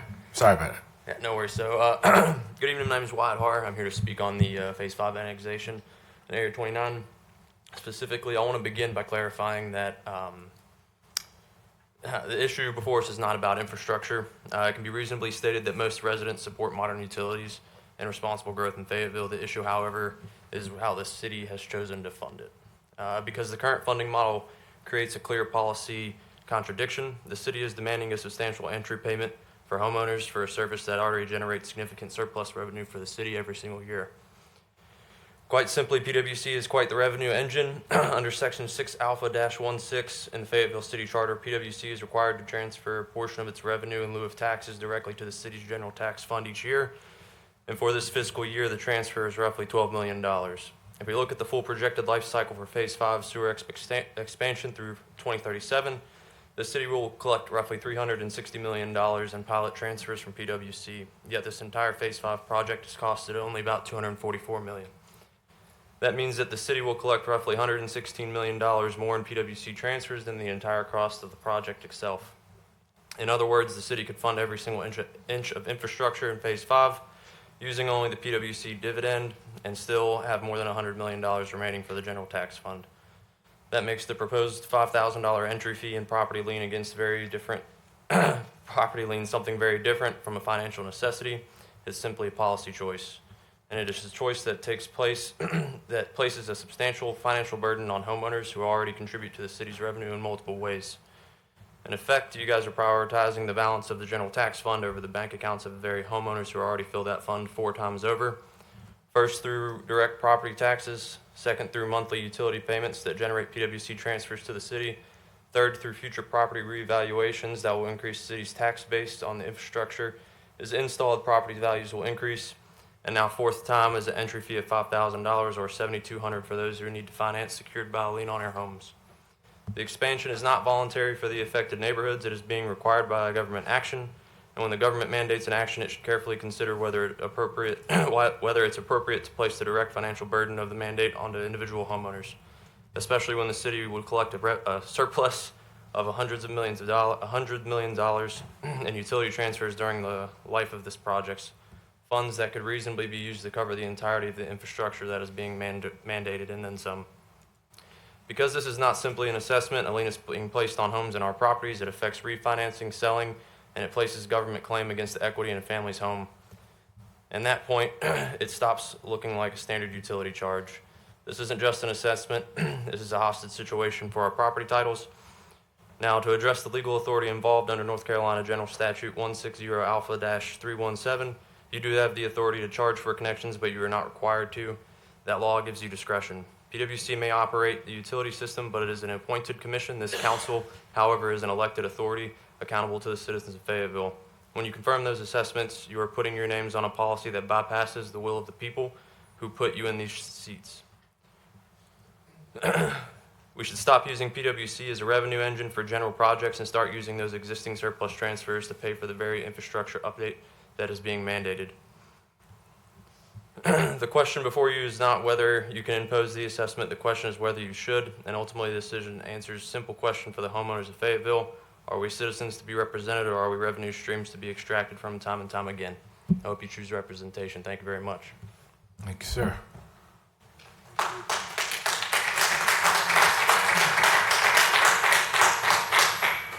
Madam Clerk. Mayor, we have no further speakers for this item. Okay. So the Andrew Hayden, who that you had on the list. Andrew Hayden and Wyatt Hart. Okay. All right. Mr. Hart just spoke. All right. So, council, with that, we'll close the public hearing. Did have a couple questions for you. So explain. So a couple things were mentioned there that it'd be helpful if you clarified it. So the transfer that was referenced that gives to the city is from your electric fund, right? And so can you explain what that is?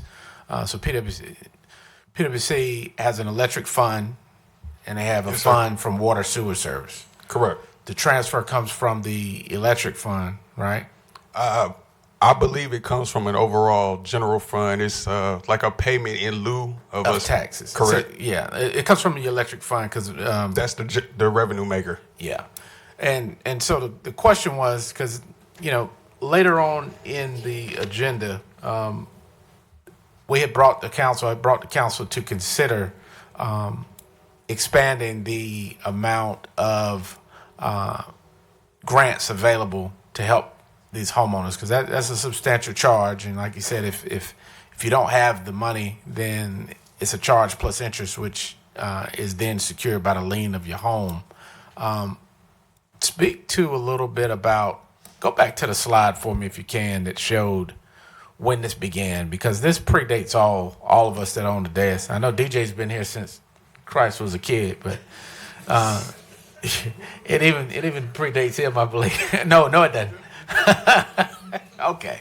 So I believe this is the one showcasing the timeline. What I want to do is go to the one with the cost, right?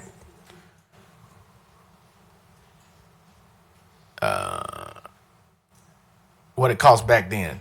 So you got 2008 cost, 2025 cost.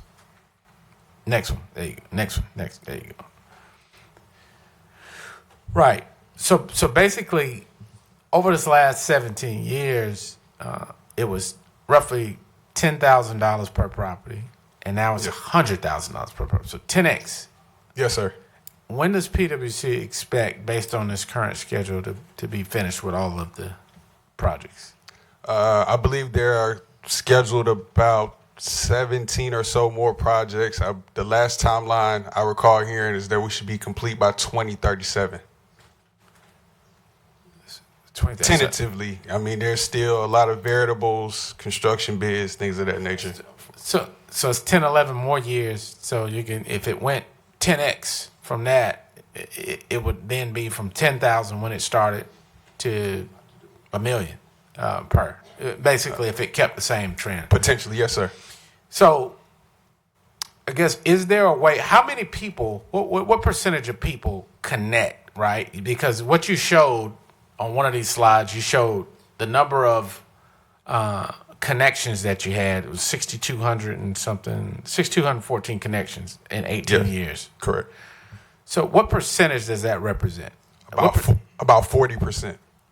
So PwC puts the infrastructure in the ground at the rate, and the only way you make the revenue back to pay for that particular infrastructure to that particular neighborhood is through the fees that you assess, water and sewer fees. But you're saying only 40% of the people actually connect to the pipe that you put in the ground? At the present time, a great deal of the cost is incurred on the utility.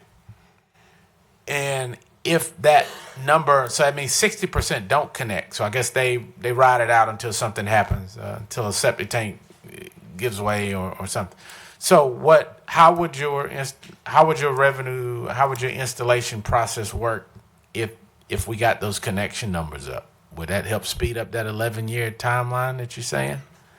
Well, I believe the timeline is based on variables like finding people to actually do the work. So I believe you're asking if we got more people to connect. So if money wasn't the restraint, right? Because you're showing that time is not on our side, is what I'm trying to make that case to. Right. In 05, it was here. 2025 is here. You may not be finished till 2037, which is here. So time is not on our side for the cost. But you're saying only less than half of the people actually connect to the work. So even though you're spending $100,000 per lot to run this, only 40% of the people are using the service. So I'm asking if that number was 100%, would you be able to get it in faster? So if is money the barrier, or so you're telling me if this was paid in full, if there was a check to be delivered, you would still take 11 years to get it all in, you think? Yes, sir. I believe the timeline for the project is based on materials, the design process. I think it's kind of like the natural ebb and flow of getting the process done. And even with the ones that have yet to connect, the work has still been done in that area. Okay. All right. So it's not helpful for people to connect to the service? I wouldn't say that. Yes, it is helpful. It's always beneficial to make sure that you're providing reliable services for that area, increasing public health.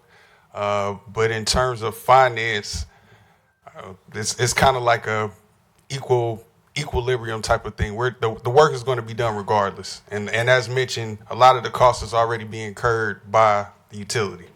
Okay. All right.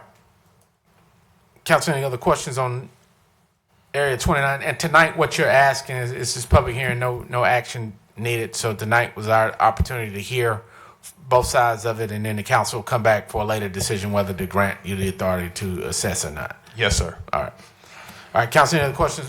Councilman Hare. Thank you, Mayor. I didn't like this process then, and I still don't. And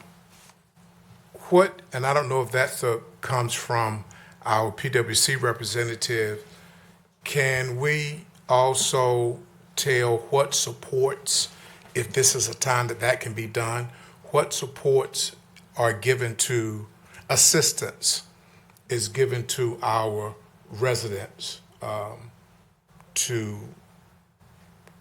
tap in if there's any plumber support, whatever the names, the technical names may be. Could we also make that statement, because they're pretty sure it could be some residents out there that don't know that there is some form of assistance to connect and some plumber assistance for these connections into annexation. Is that something can be given now, or is that something would be out of order? Yeah, there's no action here. We're having the state required public hearing tonight, so I guess it's an opportunity to kind of weigh both sides of it, and then the council will come back and make a decision to it. And I think, but this was some good information, but I did want to correct. I think maybe 2031 is when they're projecting to have it finished, according to conversations you've had. Mr. Bryant. I think he's watching, so Right. But there are supports. There are assistances. There are assistance. I know this may not be the time, but there is assistance for our residents whenever that period comes for connecting. The city does have a grant program, if that's what you're referencing, and so, but yeah, we'll explain it a little bit more, but we want to make sure we give fairness to yes. Area 29. There's no other questions, no action needed, but thank you. We'll turn it over to you for Area 30.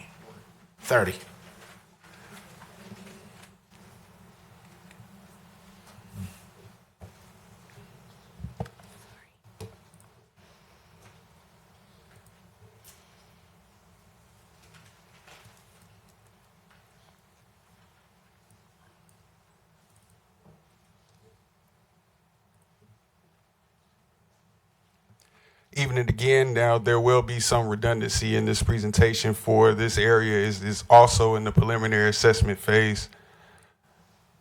So for project 39, again, we will look over the annexation background. We'll take a look at the details for area 39, go through the timeline and status, again, go over the cost for the property owners, discuss the financing options, and talk about next steps for council. In Area 30, this project annexation dates back to 2005. Construction began in 2007. And over the last 18 years, there have been 25 projects completed with 1,600 connections made. For this area, there are 9 project areas in various stages. As discussed before, 11 of those projects are still just in the design phase itself. This is an overview of that timeline for the past 18 years. As you can see, construction is still ongoing for multiple project areas, and there are various stages that are still in the development and design phase. As discussed for the overview for this, areas completed, there are 25 projects that have been completed and over 1,600 properties that have connected.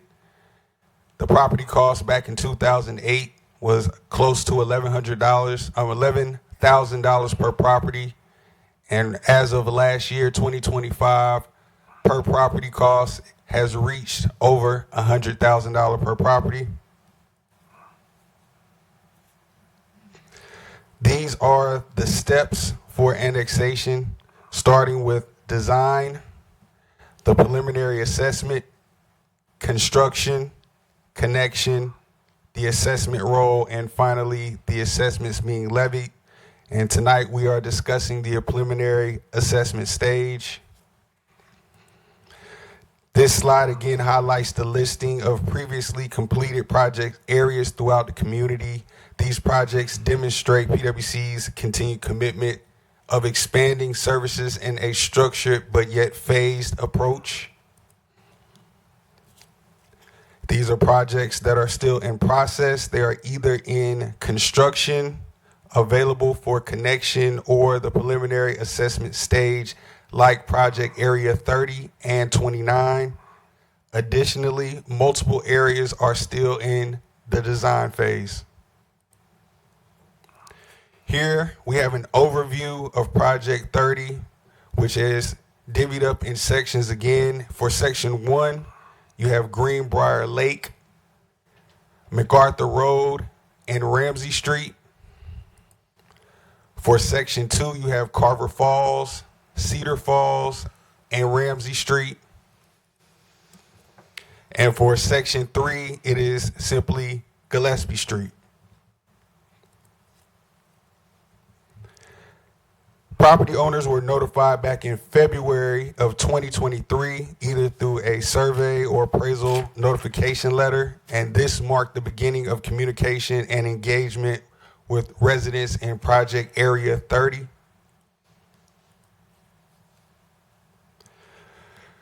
Now, we talked about the different annexation steps. We're revisiting it. Again, this slide highlights where we are in the process. We are currently in the preliminary assessment phase, which is the important step before construction.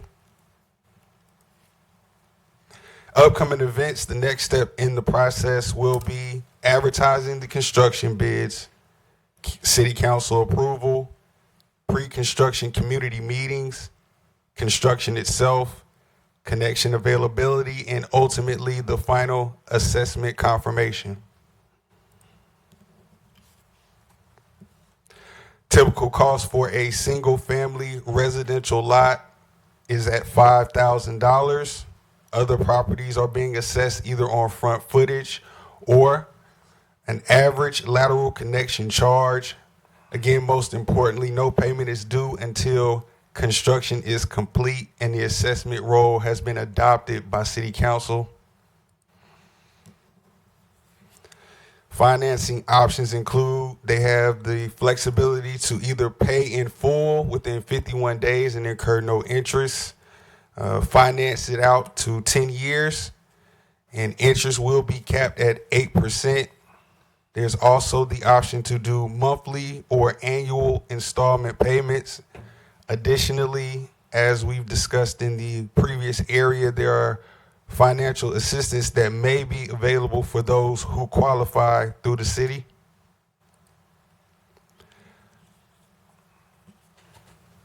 No action is required tonight from the residents, and the next key date will be April 13th, 2026, when council will consider moving the project forward. And that concludes Project Area 30. Thank you, sir. Madam Clerk. Do you want to open? Mayor, we have one speaker, Mr. Joseph Riddle.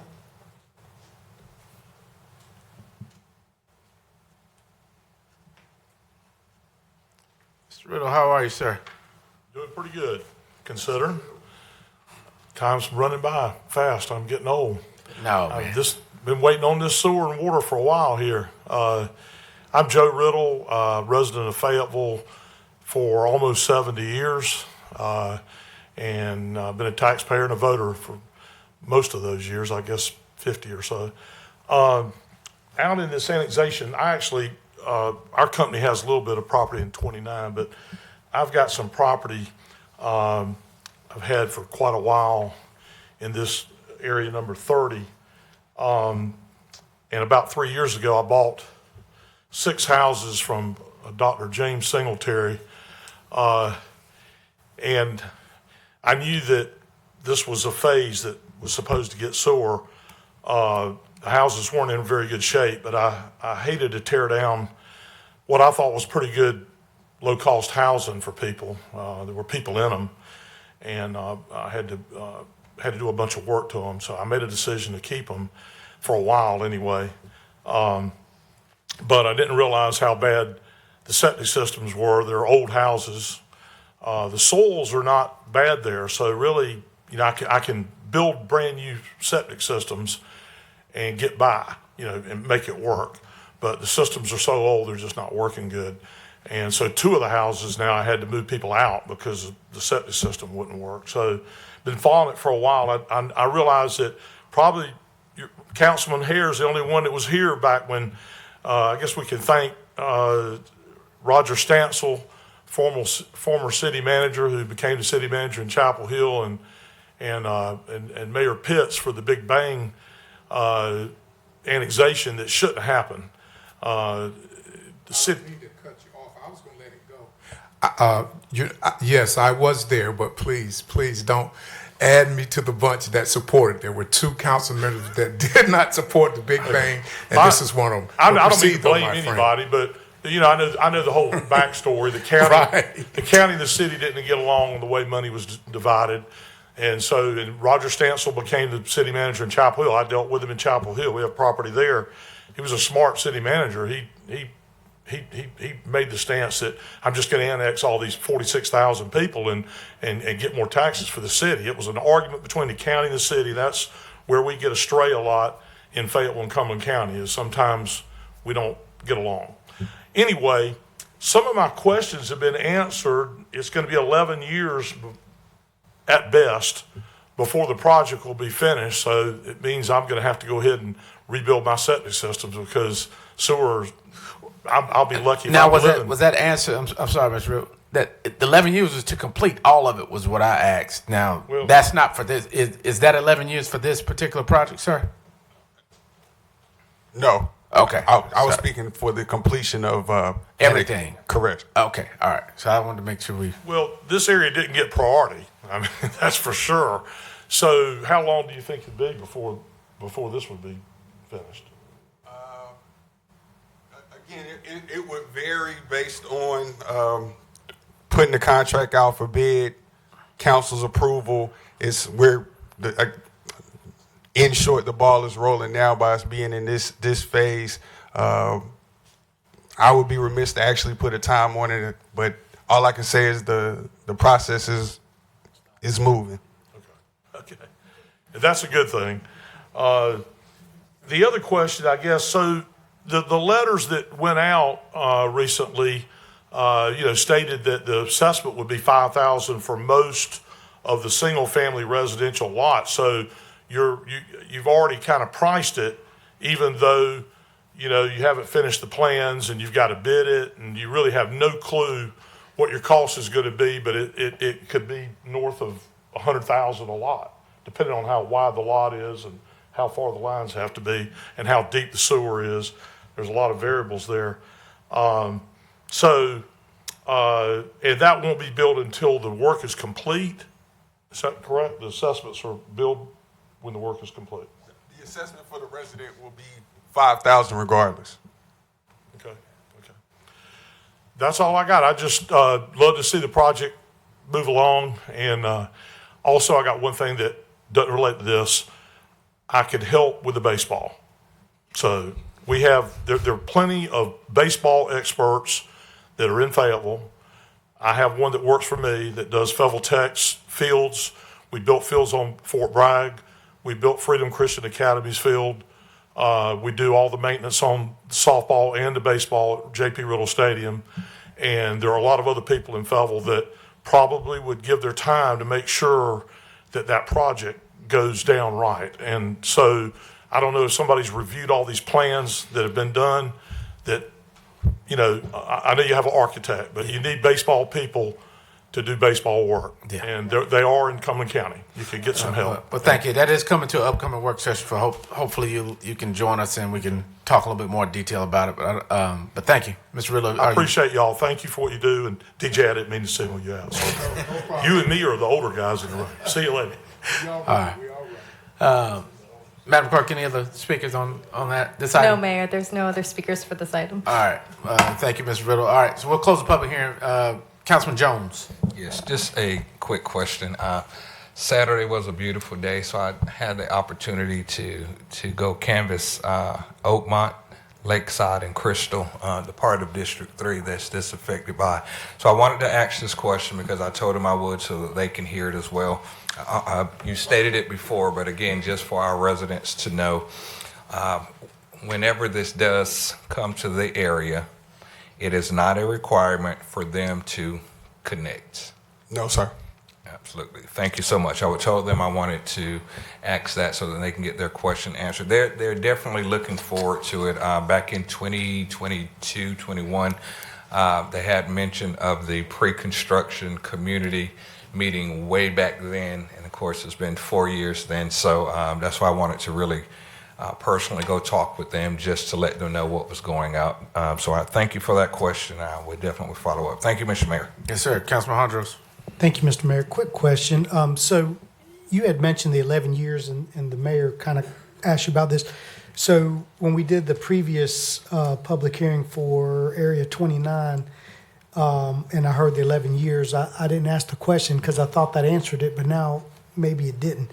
On this Area 29, 30, and 31, and I know we all know how construction projects go, and they don't always follow a timeline, but what's the ballpark? Are we looking at 11 years, 2 years, 5 years? What if we had to look at something, what are we looking at? And what was the 11 years for if it wasn't for these three? The 11 years that was being discussed with the mayor was talking about the completion of the total phase 5, us being done with the whole annexation process for this particular area, 29, 30, and 31. We're in the process of getting the ball rolling by having this preliminary assessment and seeking approval from council so that we can go forward with putting the bid out for construction and getting the construction phase done. For me to give a time at this time, I would just be shooting in the air. I can't say that the process will get started if approved. Okay, thanks.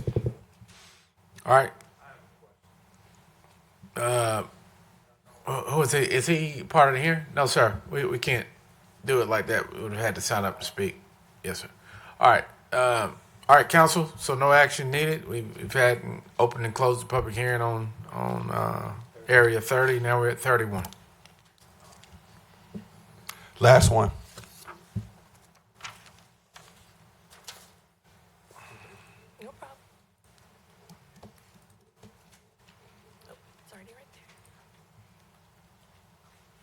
Good evening again, and thank you for the opportunity to speak on Project Area 31. Again, this is Phase 5 annexation, the preliminary assessment for Project Area 31. Again, within this presentation, we will talk about the background for Phase 5 annexation, the project area details for 31, go through the timeline and status, discuss the cost for the property owners, financing options, and next steps.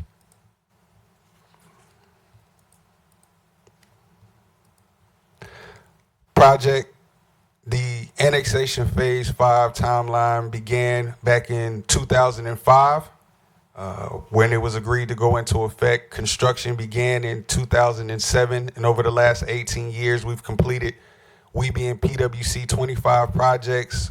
Over 6,200 connections have been made, and there are 9 project areas in completion with 11 areas still in design going into this year. This is a timeline, a visual representation of the progress that has been made for Phase 5 annexation from the start of 2005 until today. We're continuing to try to highlight what the investment has been made for infrastructure and service expansion. As mentioned in the previous 2 areas, with the 25 projects that have been completed and the 6,200 connections, the cost has increased from around $11,000 per property until today, where it stems over $100,000 per property. For the steps of annexation, I think this is something that is coming up and trying to get a idea of how long it would take. So the steps are the design phase, the preliminary assessment, construction, connection, the assessment role, and then assessments being levied. So as mentioned, tonight we're discussing the preliminary assessment. If approved, we can move forward with construction. This is giving a display of the projects that have been completed within the time frame that it has started.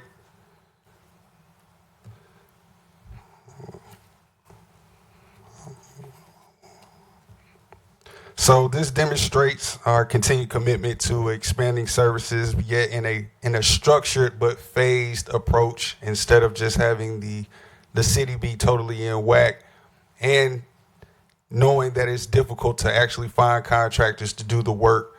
This is why we phased it out in the way that we have. Projects that are still in process are either in the connection, construction, or the preliminary assessment phase, and there are still some projects, multiple areas that are still in the design phase. This is giving an overview of Project 31. It has been sectioned out into two sections. Section 1 consists of North Plymouth Street. The second section is Reiner Drive and Northwood Estates.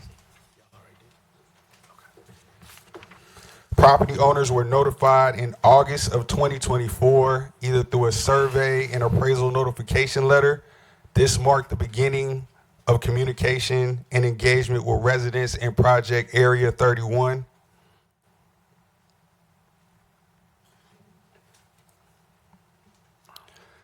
We're highlighting the different phases and steps as discussed. We're in the preliminary assessment phase, this phase right before construction. These are some of the upcoming events that need to take place in order for us to move forward. So we have to advertise the construction bid, seek city council's approval, go through pre-construction meetings within the community, the construction itself, connection availability, and ultimately the final assessment confirmation. Now, typical costs for the resident, for a single family resident, is approximately $5,000. Other properties will be assessed based on front footage, plus an average lateral connection charge. Most importantly, no payment is due until construction is complete and the assessment roll has been adopted by City Council. In terms of payment options, payment can be made in full and incur no interest if made within the first 51 days. It can also be financed out for 10 years with interest being capped at 8%, as well as monthly and annual installments are available.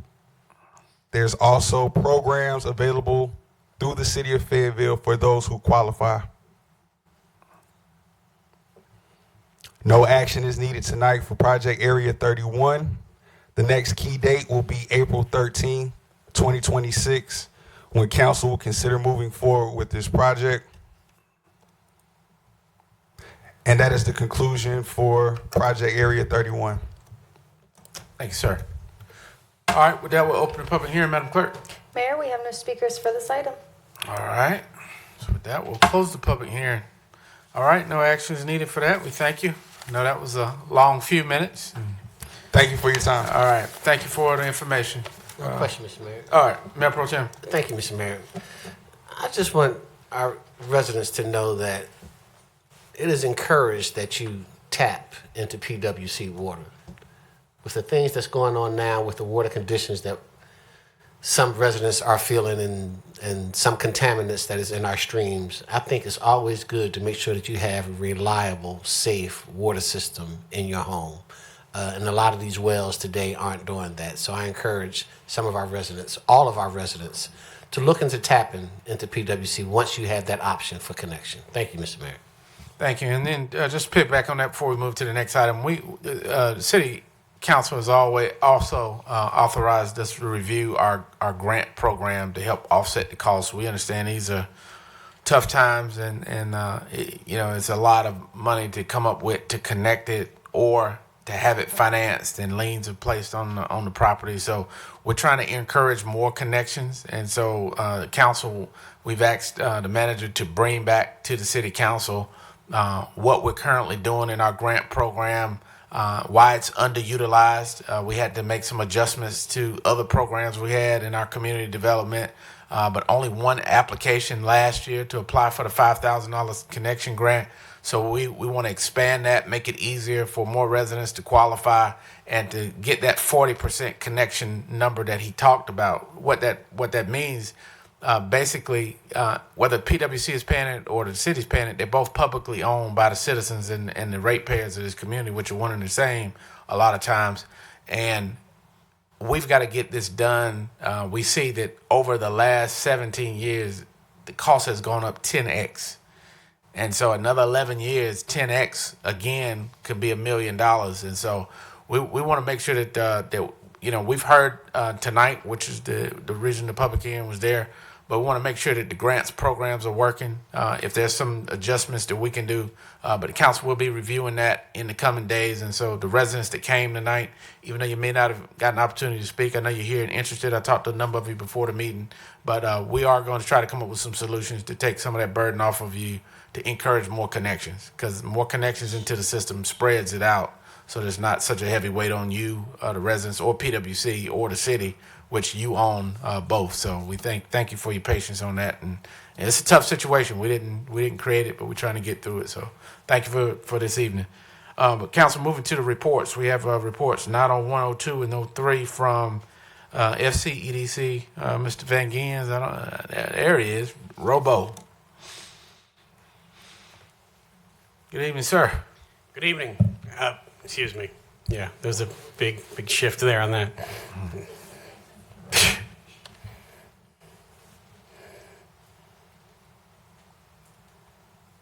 I'm sure I'm here somewhere. Now, normally I'm good, but...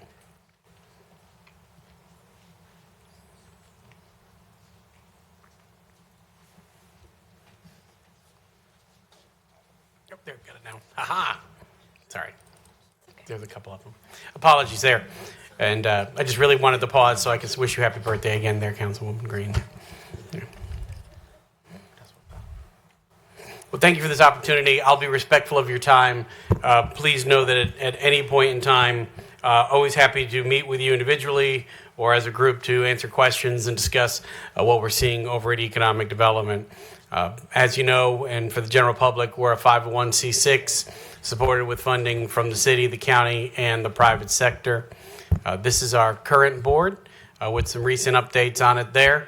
You appoint, the mayor sits on our board along with 3 appointed by the city, the county commission chair and 3, and then 2 from the private sector, along with our 3 ex officio members. Catherine Cox is our current chair. Our primary activities are supporting and growing existing businesses, working with companies like Booz Allen Hamilton as they expanded here, recruiting new private sector companies, Eden Domes being the most recent, Amazon's distribution center, identifying and facilitating new real estate development.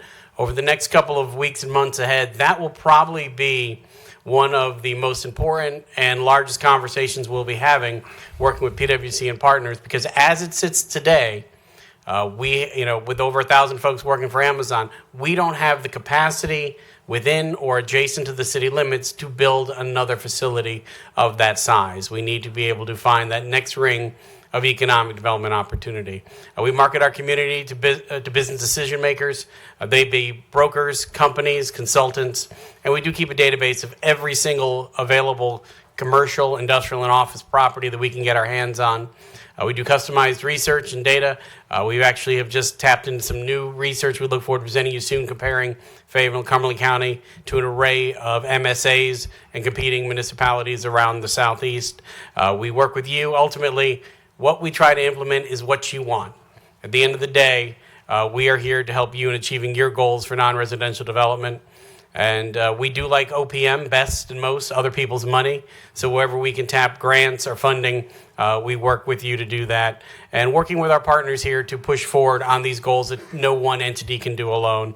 And then I do like to say that we are kind of the D, all the above, or none of the aboves it might be, for any special project or initiatives that come up, working with the airport, investigating amusement parks or the like, whatever it takes, whenever y'all call, we try to do everything we can to help. Our value proposition, no shock to any of you, the things that we lean on, sixth largest city, sixth largest county in the Carolinas, our drive time demographics, the amount of federal business that can be done here, our younger than average age, and really the great opportunities we have. And I think my favorite talking point is the 85 native languages spoken in our schools. There's a lot of communities out there, but when I'm able to lead in with that, it gets a notice, especially when we're talking to international companies. So over the last, since our inception, or actually I should say, since my arrival, we've done $1.3 billion in announced investments. That's 5,000 new jobs across Cumberland County. Many of those are here in the city of Fayetteville, or they will be within the city of Fayetteville as the projects are completed. I mentioned Booz Allen Hamilton, working with the existing industry, getting reuse grants for companies like Phillip Towing Service, bringing together our existing industry for networking and community groups there as they look to build connections within the local economy.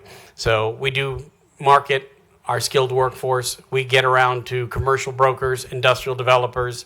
We work with Select USA and our regional partners in the state of North Carolina. We also have had the privilege of partnering up on a relatively new program with the Trade Department where we do one day, or actually we do half day to three-quarter day, one day and you move on to the next country, literally you move from country to country, having the opportunity to meet one-on-one with companies looking to invest in the U.S. with an interest in Fayetteville and North Carolina. Some of the projects we've announced, Project Arrow, will be part of the city. It'll be annexing in. We have a lot of things moving forward with that one. Amazon, I think we're all familiar with here in the city. Myron Promos, not in the city, sorry. NVR, which is here in the city, annexed in, growing in the Dunn Road corridor, and Yeadon Dome's the newest project, as we talked about earlier. Again, these are often properties on the fringes of your city limits that are coming in to take advantage of what the city has to offer. So far this year, we've had 10 new companies come and visit. We've generated another 13 projects in just since February, 28 overall, and last year was our busiest year yet. I will say, though, it was our busiest year as having new projects. Look, but it's a tumultuous time. We are still working a number of those projects that go on for over a year. You look around the global landscape, the business landscape, trade and tariffs, companies are having a hard time, a lot of tire kickers, not a lot of car buyers, but we do expect to see some of those move forward here in the next couple of weeks. Other special projects we've worked on, I know, Mayor, one that you care a lot about is the Next Generation Workforce Initiative, which we're coming together around providing opportunities for our students that are here, as well as building the talent we need to attract next generation companies. We facilitated the Black Voices Museum conversation, which will be coming back to you for additional discussion, and we have some very positive updates from them and the fundraising they've started to be able to do now that the original planning is complete. The Can Do Financing Program, providing funding for capital for companies here in the community that are on our low to moderate census tracts. And then we look at some of these larger projects and support you on bringing things like 685 here to Cumberland County where it has to be, adding new product, the Next Generation Workforce, the investment fund, standing up. I think I got to be the first person to speak against the interbasin transfer request, protecting our water sources here in the Cape Fear River, and increasing our FDI work. Now is the time I think it's most important to rebuild and maintain and grow our international relationships. We do have some big news for FCDC, which is largely in part to your support and that of the county.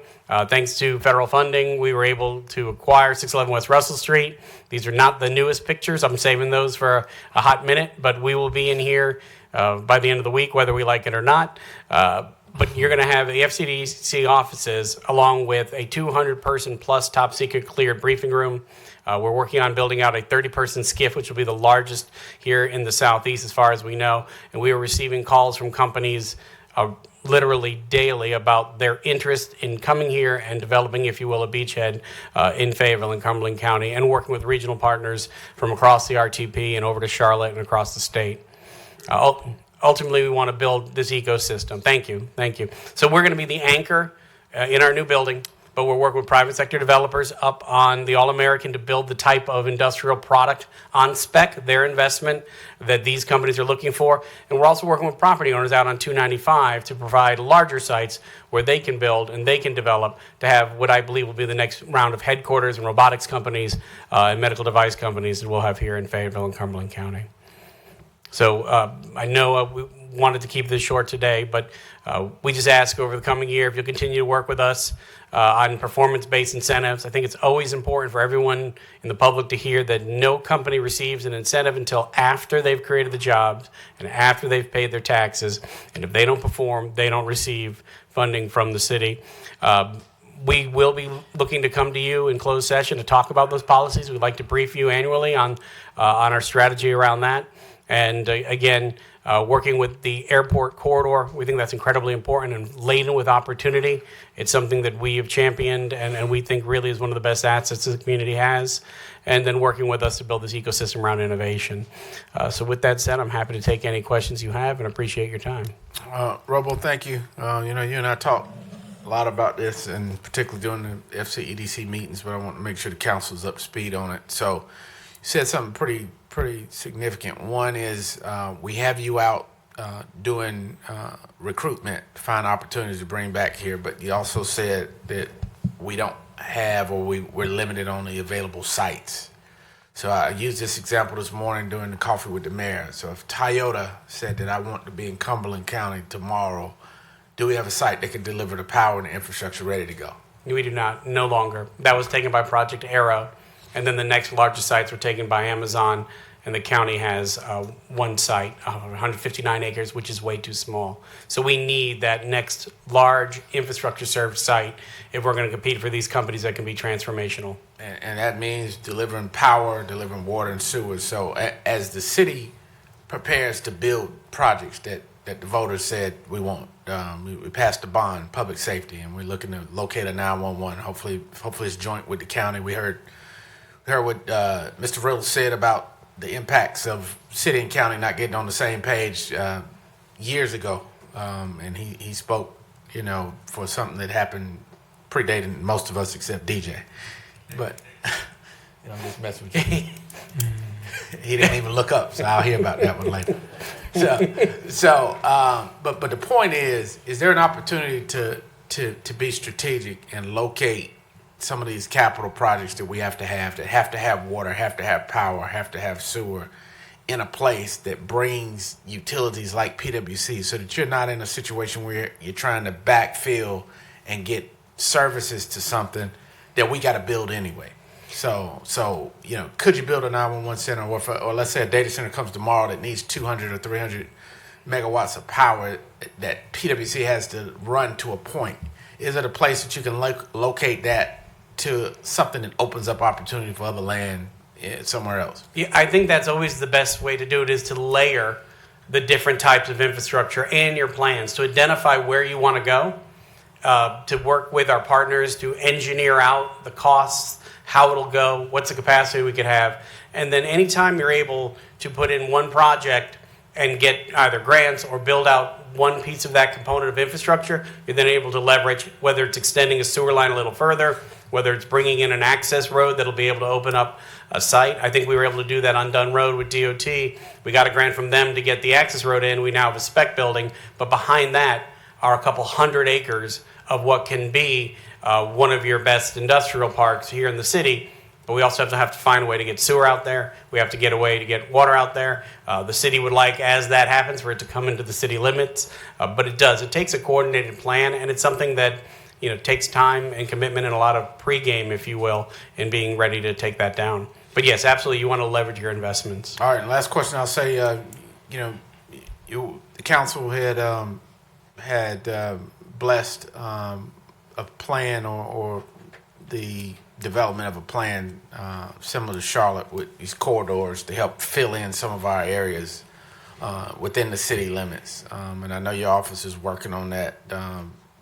Any idea when you may have something that, I know you're still putting it together, you were in a meeting today that I also attended, but just any idea when maybe that'll come back for some discussion and check in with council about those things. I know you're working with our community development folks too. Yeah, I think we'd like to see that before you get through with your budget season. I think it's important to get those tools in place because I think we're going to have a lot of interest in it. But we're really looking to position the city to, quite frankly, be one of the most progressive and aggressive communities about attracting redevelopment to those corridors. I think that concept of those generationally exhausted areas where you have a strong downtown and growth on the other end, making sure that you have strength throughout that conduit, just like a body there. All your arteries have to be strong if you're going to be healthy. Thank you. Mayor Pro Tem. Thank you, Robo. You and the mayor are thinking in my brain the same times that I'm thinking out loud. I think that, and I've always told council this, the most important things that we need to do to grow the city is have a booming downtown and have a booming airport. You talked about the airport corridor. Can you elaborate a little bit on how we're going to make that happen? Yeah, I think it does. We're pursuing grants, working with your team here, actually, that is was actually the vehicle to provide for it, to get increased water and sewer utilities out there. There is some property where it goes in and out of the county and the city, I think lining up and working together on zoning and what's going to happen out there. Working with the airport to increase the number of flights. We've been working with them to identify aviation pads, both inside and outside the fence. They've acquired some property. I think it just really takes, it's one of those things that can have the greatest ROI. Jets don't put kids in school. They don't need police or fire protection that they don't pay for. Right. So if you want to increase quality jobs, you want to increase your tax base, and honestly, I think it's something that I bumped into somebody who was here many decades ago in this position, and the first thing he said to me was, have they maximized the airport yet? And so it really is just something out there waiting for us to take advantage of and grow. Thank you, Mr. Mayor. Thank you. Councilmember McMillan. Yes, thank you, Mr. Mayor, and thank you, Robo. I appreciate all your work. Also appreciate your very public stance on protection of the Cape Fear River Basin. Got a chance to spend some time with community on Saturday. We were discussing AI data centers. The shout out to Fayetteville Freedom for All, who led that community discussion. There was a lot of discussion about and concern about adverse impact on the water table, our water sources. Also concern about impact on the power grids and our rates. There are also a lot of discussion about whether or not there will be community benefits plans as part of what's required of any AI data center that comes into Fayetteville, and strong support for a moratorium to figure this out and get policy right. And go back to your February meeting in public and your efforts to educate the public on data centers. During that meeting, you clarified, I think, a forecasted proposal from ESS for a data center in Fayetteville. You clarified that there was no serious resolution or that was the folks that proposed going up in that project that was talked about on Dunn Road. Is that ESS? Yes, I apologize. I've blocked it out. They went ahead and they started posting on websites that they were coming here while not even having an offer in or a contract on the property. That project has never had any. They were claiming they were going to generate all their power with natural gas. There is not capacity, period, in that section of the line to do that, but they went ahead and said they were. So that project is not real. I really appreciate that clarification. I'm wondering at this point, more than a month later, if there are any serious proposals to your office from any data center companies. I will be honest and say that we've received in the last couple of weeks, months, we've received a number of calls from people interested, but putting together all the pieces for one to say move forward is a long way to go. Saying, is this property available? What's the power lines that are here? But we get a lot of tire kickers. We have seen a number of calls from folks in the data center industry. I don't have one that has gone so far as working with us right now to bring to you a project around those lines. But I do know there have been some looking. Well, I appreciate your leadership on this. You and your entire shop. Look forward to working with you as we craft sound policy, a policy that's going to protect us and our resources. And if I just may say, too, not every project starts with the Economic Development Office, and that was why we were so adamant about encouraging adoption of regulations, because if it doesn't ask for incentives, you don't have the ability through that vehicle to say, we're not going to support you. When Project Arrow came, they asked for incentives. If you had said no, they would have said, thank you, next. But with a data center, it's a very different conversation if they've identified a site on their own, which I think many that are looking around already have. All right. Council, any other comments or questions? All right. Robo, well, motion to receive his report, Mayor Pro Tem.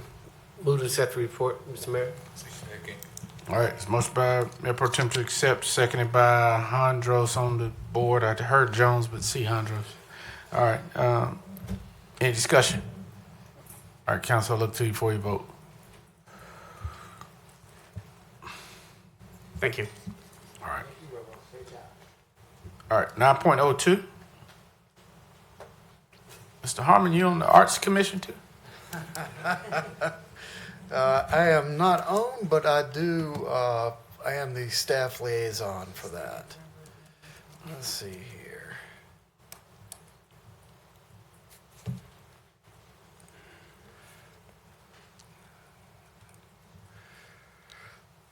So this will be a fairly short little presentation here. The Public Arts Commission is a resident advisory board that you City Council appoints. They focus on integration of art into the city's public spaces to enhance the community's aesthetics and economic vitality. They curate a city space, recommend selection, placement, maintenance of diverse public arts installations, mainly in the downtown. When you see these little art displays, little pieces of art in the downtown, this is the group that picks those out. It goes through the Arts Council, sets up a bunch of them. This group picks out which ones actually will make it into the downtown. It's there to enhance quality of life, to create a vibrant, culturally rich public spaces, drive economic growth, strengthen local economy by supporting cultural tourism and increase foot traffic to local businesses, and bridge art and governance, serving as a liaison between local government and the Arts Council and the public. And again, the main thing that they do every year is pick out the art that you see around downtown. There's a PowerPoint that's part of your packet tonight that was their last year's kind of PowerPoint for selection. They'll be doing that same thing, I believe it is, in May of this year for the coming year. Again, last year they only met once during the year. It was for that purpose. It was in May of last year to review and approve that Artscape 9 exhibition. You have appointed 2 new commissioners here recently to that board, as you see in your PowerPoint. And we recommend the action tonight is just to accept this report from the council or the commission. All right, just had a question. I do see Yes. Councilman Davis and McMillan. So this is great. I like the public artwork. We started this a few years back, and the goal at the time, I believe there was a different. It was maybe been when Miss Mintz was at the Arts Council. So it went a while back, but the goal was to maybe enhance some areas outside of the downtown area with it as well. Some of the corridors, and some, just to kind of give a little bit vibrancy. Has there been any discussion about that? This is a big, wide city. Exactly, and it has moved out slightly. I think it was this past year. There was, as you start up Murchison Road, where the city has all of our property there on the right-hand side. There was a piece of art put there on the left-hand side. So that's probably about as far as it's creeped out of the downtown right now, but that is a good point of getting it in other areas. Yeah, I mean, again, we talked about the West a lot tonight. What is it, Yeah. How often do they get an appreciation for it? Unless, you want them to all come downtown, but the fact of the matter is a lot of our residents live out west or North Fayetteville. And the last thing is, are all of the recommendations public art pieces, or are they a part of some of the artwork we're seeing, like under the bridge overpass, on some of the I guess some of the private buildings downtown are having some of the local heroes from here? With this, it's just the art pieces. Okay. Yeah. All right. Thank you. Not the murals and Gotcha. things like that. All right. So I saw Councilman Davis, McMillan first, then Davis and Hondra. Oh, okay. Oh, okay. All right, Councilman Davis. Yes, sir. I was just going to move to receive the report. All right, Councilman Hondros. Thank you, Mr. Mayor. Real quick question. So in the PowerPoint, and I think it was just mentioned, the mural on the bridge at I-295 and 401, what, if any, role did this commission play on that? They did not. They did not. What about if a building owner wants to put a mural on their building? Is there a process? Does that go through the commission? It doesn't go through the commission. It actually comes through development services. There is. Okay. And that's where we get all the murals that we've had downtown and some other places like out there on Ramsey. Okay, thank you. All right, Councilman Davis. Yes, sir. Just move to receive the report. All right, it's motion by Councilman Davis, second by Ferguson. I thought I saw Ferguson. Okay. All right, seconded by Martin. Any discussion? All right, look to you for your vote.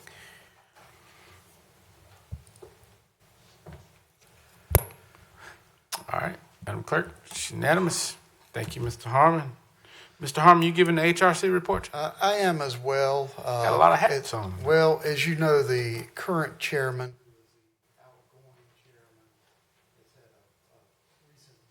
family, so I'm going to handle this tonight.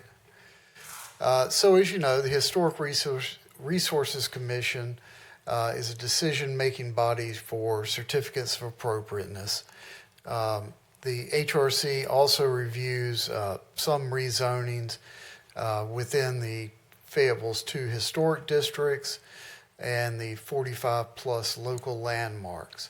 Additionally, the HRC reviews text amendments that are related to historic preservation as well. HRC comprises 7 members appointed by City Council. Currently, we have 2 vacancies. Majority demonstrate special interest, experience, or education in history, architecture, archaeology, or related fields. The meetings are held 4th Thursday of each month at 4 p.m. in the Lafayette Room across the hall. Here in the last year or so, as you know, we adopted a new set of standards. We went from the old, on your left, guidelines to the new historic district standards. That's probably the biggest overarching thing that the committee has done and you've done with historic properties in several years. That's really the end of our report. If there are any questions, otherwise we're here to hopefully accept the report. All right. Councilman Hondros. I did have 2 quick questions. Mr. Harmon, you mentioned the HRC has 2 vacancies currently. Are those vacancies general, or are they earmarked for certain qualifications, whether it's a building owner, business owner downtown, or architect, engineer? Yeah, right offhand, I do not recall. And this may be for the clerks, actually. Have we marketed those vacancies? So with those vacancies, the appointment committee has us reach out to the ones that were not appointed in this round. We have reached out to them, and I believe we received 2 responses. Yes. I'm sorry, 3. Thank you, Paula. And so we are just waiting for the appointment committee's recommendations based on those responses. Very good. Thank you. Councilman here. Nothing, Mayor. I was just getting ready to answer the question of my colleague, but the clerk took care of it for me. Okay.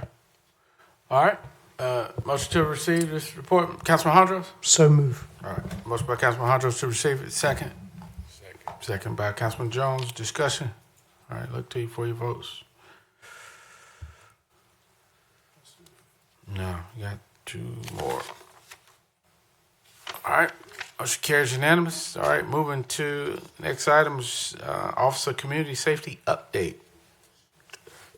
Director Jones.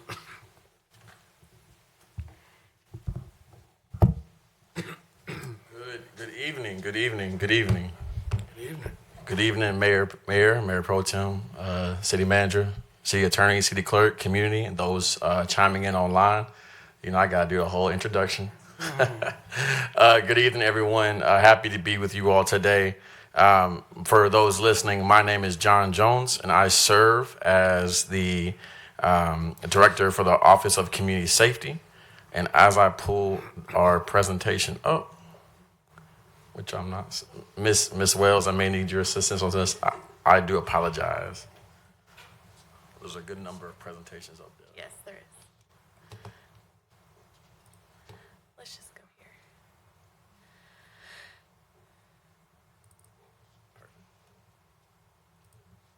Perfect. Is that right? Yes, ma'am. Okay, sorry. Perfect. Thank you, Miss Wells. For those listening, my name is John Jones, and I serve as the. You know, when you hear your voice online one time, it's like, hold on, maybe I should drop a pitch or something. Nah, that's all good. Good evening again. Today, I'm looking to present you all with our Q2 update. The goal of today is to really have you leaving with understanding how the Office of Community Safety, how we're building up a system that is intentional on creating responses outside of enforcement alone, but also a system that plays a significant role in the public safety model that we are building here in the city of Fayetteville. So with that in mind, I will get started. Again, just to provide a clear understanding of our mission and purpose, we're here to build Fayetteville's coordinated community-based safety system. With that in mind, we're focusing on a few things: prevention of violence before it occurs, appropriate responses to crises, connection to services and long-term support, and then strengthening overall our community safety and also our community stability. Why this work matters. We understand that Fayetteville continues to experience community safety challenges that require coordinated, service-based responses. Many community safety challenges involve behavioral health needs. It involves housing instability. It also involves non-violent crisis situations. These situations require coordinated, service-based responses that complement traditional enforcement. OCS is building a system designed to prevent escalation into violence or crisis, to respond with the right resource at the right time, to reduce on enforcement for nonviolent situations, and improve long-term outcomes for residents. We recognize that every call may not need enforcement, but every call does need a response, and we want to play that role, and we are building our strategy to play that role. To that point, want to remind everyone the 4 pillars that you all as council gave us when we started. Those four pillars include community-based violence prevention, prevent and interrupt violence before it occurs, homelessness response, stabilize individuals and connect to housing and services, youth initiatives, engage young people through safe spaces and opportunities, and mental health response and diversion, develop non-law enforcement response to crises, including mental health, substance use, and broader behavioral health needs. And before we get into the Q2 update, I do kind of want to give you the results of the foundation that we've been building first in Q3. So in Q3, we've really built momentum by advancing key implementation efforts. First, we've advanced our community-based violence prevention efforts by hosting multiple trainings from community partners from Chicago and Atlanta to a max capacity room over at the Orange Street School, where we have 25 plus individuals, both training sessions to provide hands-on training regarding violence prevention, but also capacity building for organizations. We are in the process of finalizing the hire of our behavioral health response program manager. This person will lead the development of our behavioral health response model here for the Office of Community Safety. We completed a release and closure of our very first request for proposal to promote safe space activations, advancing toward an award and implementation here soon. We are finalizing the micro grant awards to expand community-led solutions. We identified the recipients, and now we're working with our department, Economic and Community Development Department, to support us in the administration of those grants. And then we are establishing SOPs, standard operating procedures, and internal policies to guide our coordinated response. And we're investing in a summertime youth employment program for 140 plus young people. This is also in partnership with Economic and Community Development Department, where we are looking to invest to hire 140 young people through a career readiness program here in the city of Fayetteville, North Carolina. And with our investment, we were able to expand that number to 140 plus, where last year's investment was 89. Also, one point we didn't put here, but we are also, we finalized a contract with Campbell University to provide data analysis support for our 911 calls. These statistics will be crucial as we develop our model, our behavioral health response model, to identify where and when, times, locations, etc., of how we would implement said model. Going into Q2, last time I presented, I said a lot of words, so I want to give you all a clear definition of what the words I'm about to present mean. One, homelessness and housing crisis response. Coordinated responses to housing instability, displacement, or risk of homelessness. Service referrals and connections coordinated. Direct connections to services requiring coordination beyond basic information. Conflicts identified. Situations with credible risk of dispute or escalation to violence. Conflicts interrupted. Interventions that de-escalated or prevented potential violence. Youth engaged. Unique youth participating in OCS-supported programs or events. And when I say unique, I am specifically talking about an individual, not how we're describing our young people. But if I say 36 kids went to an OCS event, unique youth is saying 36 different young folks went to the event, not 36 in total. That could be duplicates, etc. Community event supported. Events where OCS provided coordination, funding, and or partnership support. And last but not least, active cross-systems partnerships. Ongoing collaborations across agencies and organizations supporting a coordinated response. And to that, we have our Q2 snapshot. These are the metrics that we as the Office of Community Safety are basing off work as in this current season. As you know, we have a mighty staff of 4 folks, including myself, who do incredible work. And through our team before, and also in our partnership with Prove project, which I'll get into here soon, we responded to 244 homelessness or housing crisis responses in Q2. We were able to service referrals and connections with 44 individuals. We were able to identify 6 potential conflicts and also interrupt 4 of those conflicts. We engaged 130 plus young people, especially at our youth night out. The last one we had in December, we had 134 young people in one facility. And we provided your typical physical activity, but we also provided the quiet rooms, the resources for young people. We had great turnout from multiple of you all as well. But that's how we brought people in together, and it's a testament of how when we all come together, we can coordinate something for our young people. We supported 14 community events, which includes some of the events that we provided our micro grant dollars to. And we have currently, in Q2, we developed 11 new active cross-system partnerships. These are our metrics as of right now, and these are the foundational metrics that we have as an office. As we continue to expand, we'll, of course, develop more. But when you think about the office and what we do, this is the Q2 snapshot of the work that we do as an office. So I also want to ensure that you all, when we go by pillar moving forward, within the city's mental health response and diversion pillar, OCS is building a coordinated behavioral health response system. Behavioral health is being used intentionally because that is the operating system for the model that we're developing. OCS is working across city and community partners to strengthen crisis response and expand coordinated non-enforcement pathways. Those ongoing collaborations include some I mentioned last quarter: Alliance Health Crisis Collaborative, Public Health Sequential Intercept Task Force, and the LEAD program. We are focusing on improving coordination and information sharing, developing alternative response pathways, and expanding access to care and stabilization services. Behavioral health in action. I want to give you a real life example of some of the work that we've done as an office. We had a mother and 2 children that were exposed to freezing temperatures following an eviction. In most cases, you would call this department, that partner, but we as OCSC see it as our responsibility to be that convener when a concern arises. So with that in mind, my staff was able to coordinate with EMS plus community paramedics to work with Child Protective Services, which we were able to secure emergency shelter placement while also connecting them to CARES Resource Center, formerly the Day Resource Center, plus the PATH program. The outcome of this was immediate safety and stabilization and some long nights for our staff and entry into long-term support systems. Why does this matter? Because OCS is building the capacity to respond to behavioral health crises with appropriate care, reducing reliance on enforcement and preventing escalation. Next pillar is the community violence prevention and intervention. OCS is building the city's capacity to prevent and interrupt violence through community-based strategies. I believe we have in the room Kevin Brooks.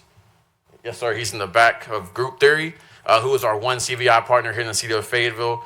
But with partnership with Prove, that supports our work in street outreach, conflict mediation, and youth and family engagement.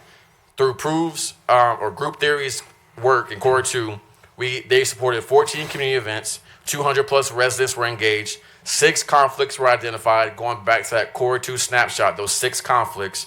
4 conflicts were interrupted, and 7 individuals were connected to services. But what does our strategy look like as an office? We recognize that community violence intervention and violence prevention is the quickest way that we see a reduction in violence in our city. So how do we scale that out as an office? With that, we are working with National Institute for Criminal Justice Reform. And in this quarter, we were able to come together and identify what internally as staff do we see the best fit for that strategic plan to look like.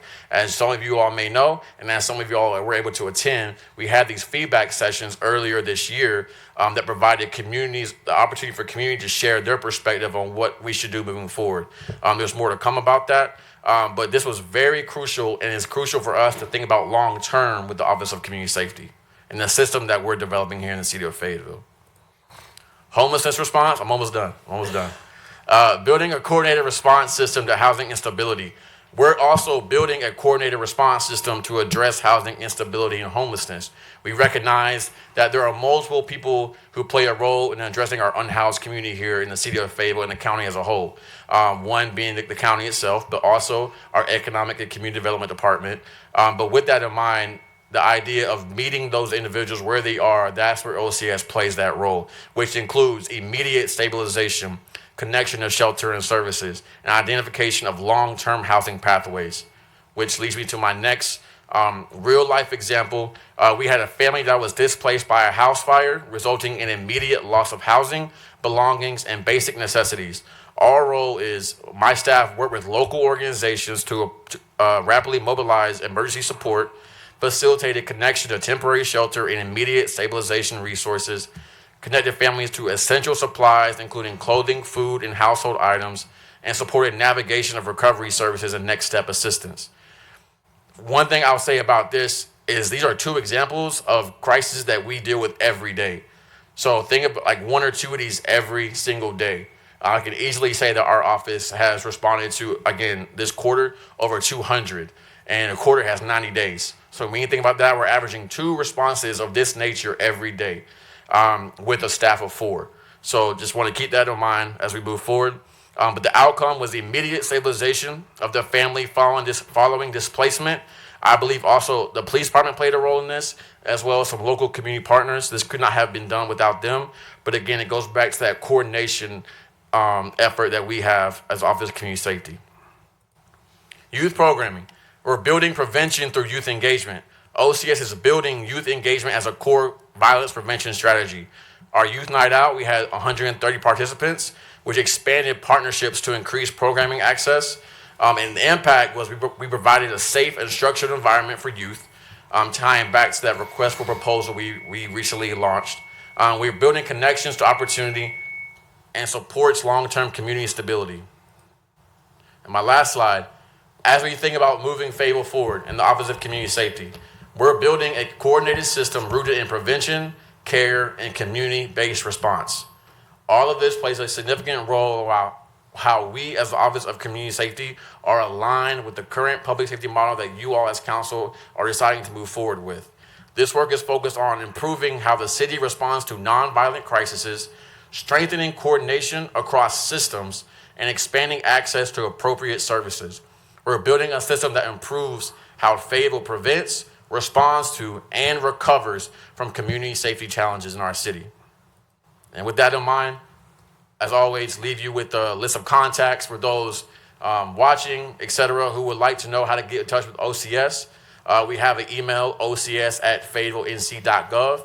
If you need to call us, we always refer folks to the Fix-It, the call center team, who does an amazing job of getting the information sent to us. But also, you have our emails here in front of you. And with that, I'll take any questions you all may have. Thank you for having me. All right, do we have a few? Councilman Jones, then Mayor Pro Tem. Thank you, Mr. Mayor.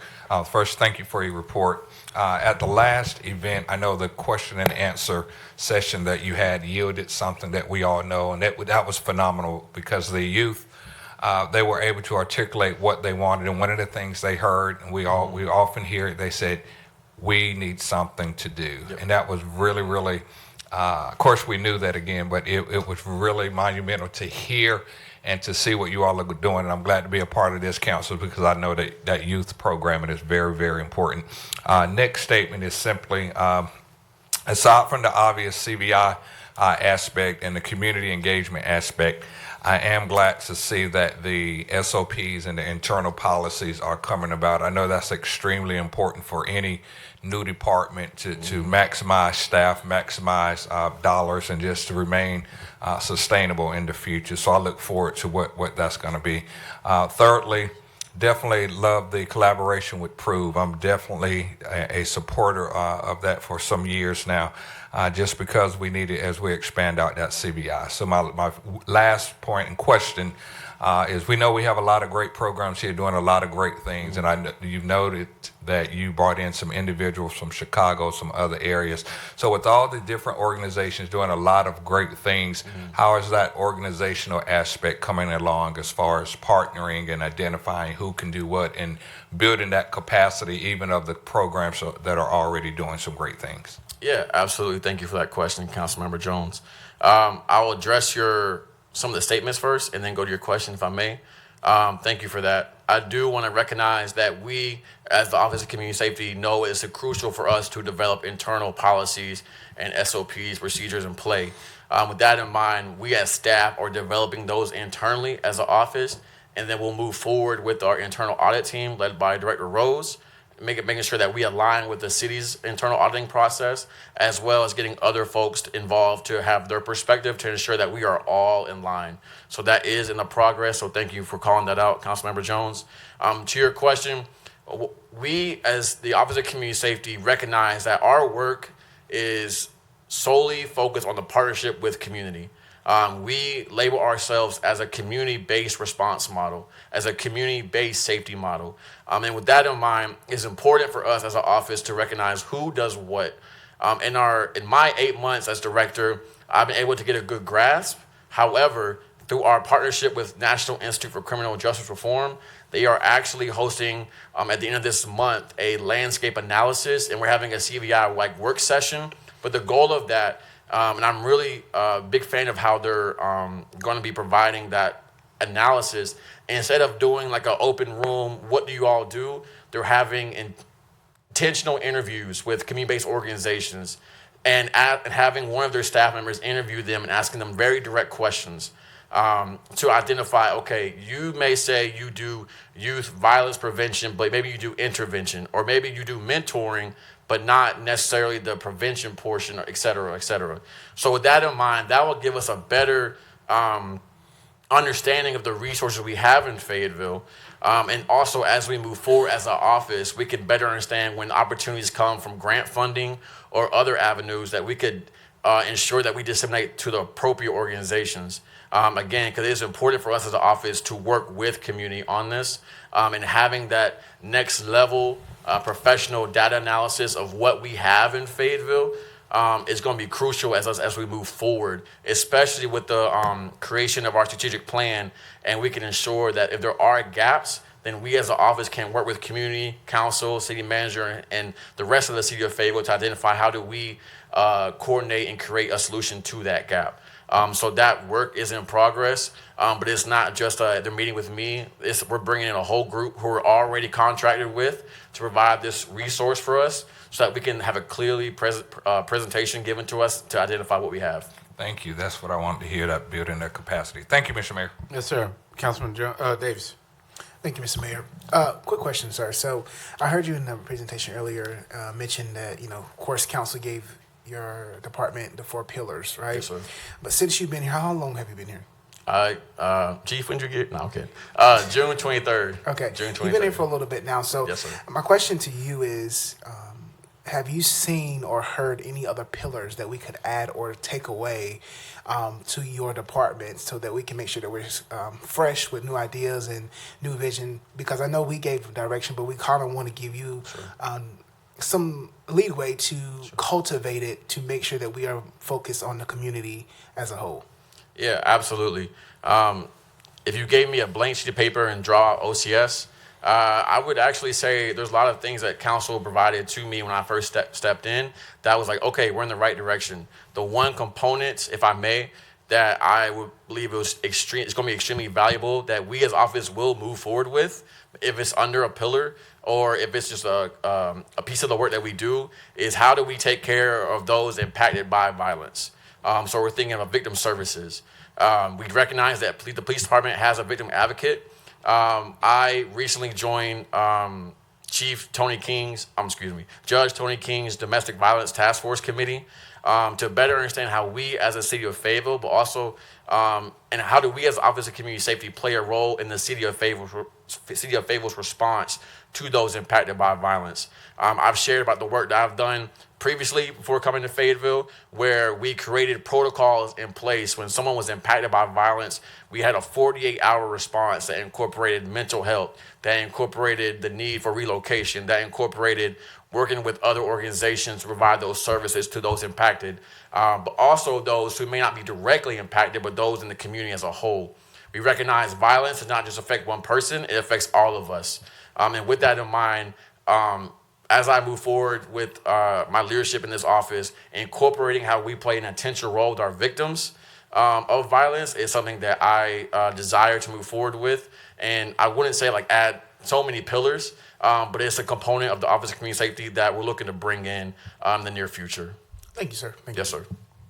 All right, thank you. Mayor Pro Tem. Thank you, Mr. Mayor. Thank you, Mr. Jones. I have quite a few questions, but I'm going to limit some of them. When we first started this, we came up with the idea of having safe spaces for our youth to try to curb some of the violence. I think the safe spaces are key to making sure that we do not have a rise in our youth violence. I understand you describe greatly the work that you do. My first question is, how do you portray the work that you do to other nonprofits, to other church groups, to other fraternities or sororities to want to have a safe space for individuals in their communities so they can do the work that you don't have to? Absolutely. That is the goal. As an Office of Community Safety, we want to be the administrators in the background who's supporting while community does best what community does. And with that in mind, if someone approaches me and say, hey, I've had people approach me, hey, I work with this nonprofit, or, I don't work for the not-for-profit, but I love working with young people and I want to play a role in investing into our future generations. What that looks like and how I communicate our role, and that is, let us be a bridge. Let us be a bridge to the resources and services that can be coordinated amongst you all so that you can develop what you look to do. If a church approaches me and said, John, I want to move forward with having a safe space, okay, here are the list of opportunities or safe spaces that you could activate, like your typical rec centers, et cetera. We can partner with you on that. If you say, hey, I want to have, for example, our safe space activations that we just released a request for proposal on, the goal is to utilize our rec centers, but we also learned in our youth night outs that some kids don't feel safe leaving their block. Exactly. So with that in mind, if there's an opportunity to activate that safe space when someone's just outside their front porch, then how can we work with the community to do so? And with that comes the RFP. But if there's opportunities outside the RFP, then I would always say, let's sit down and talk. Most of my time spent in the Office of Community Safety, as my 8 months, have been talking to community partners. And the biggest thing I tell them is use us as a bridge. I may not know how to solve stormwater, but if you have a stormwater concern and you bring it to my attention, I can connect you with the right resource, which is our staff and the great director, Sheila, and her staff. So with that in mind, I always communicate ourselves as a bridge. If it's not touching us, well, then we'll put you in the right direction. But again, that's how it all comes coordinated. Sorry, sir. That's okay. You did a great job answering that. Just don't forget about the southwest part of Fayetteville. We want No, you to sir. reach No, sir. No, sir. all avenues of No, Fayetteville. sir. And I'm going to ask you this one other question. Yes, sir. I visit the DRC a lot. And I visited the Salvation Army a lot. And you talked about the programs and how you go about helping families. Have you ever thought about coordinating with the school board? How do we help families that have kids to have them to go to school so they're not sitting at the DRC all day long or the Salvation Army around a bunch of adults? Absolutely. We've actually internally been working as a staff to identify how OCS can play a role within the Cumberland County school system, recognizing that's a county system, but at least having us be a resource that they can reach out to.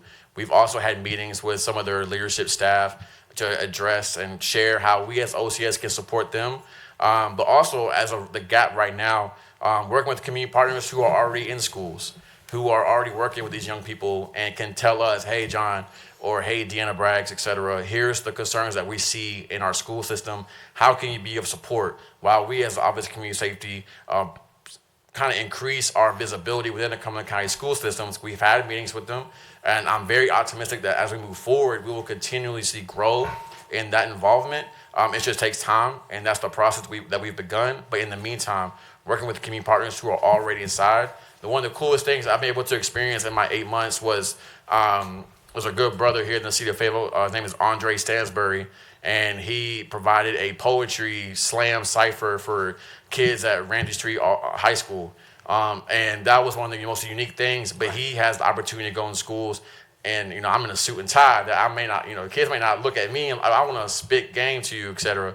But I bring that up though because he's the best resource for us to get inside there. Gotcha. So let's work with you to do that. And what do you need from us? If you just need me to show up, then I'll show up. If you need to understand how we can support you in expanding that, then great. We have an ECD who provides capacity building workshops that we can support you with. And until that day where we are more steadily involved with the Cumberland County school systems, we'll continue to show up. And I think when we show up, then we'll see how they'll see how we can be effective in that coordination. But I'm excited to get involved with the Cumberland County school systems, as you know. I know it's a work in progress. I just wanted you to put it on your mind. Thank you, Mr. Mayor. Yes, sir. Councilmember McMillan. Yeah, thank you, Mr. Mayor. Thank you, Director Jones. For a lot of us, our time in D.C. Really affirmed that we're on the right track in terms of OCS and resources here in Fayetteville. I wanted to share that a couple of us spent some time with SAMHSA, that's the Substance Abuse and Mental Health Services Administration. They talked about the intersection between mental health resources, addiction, and then also homelessness, and how it's important to meet that nexus with resources.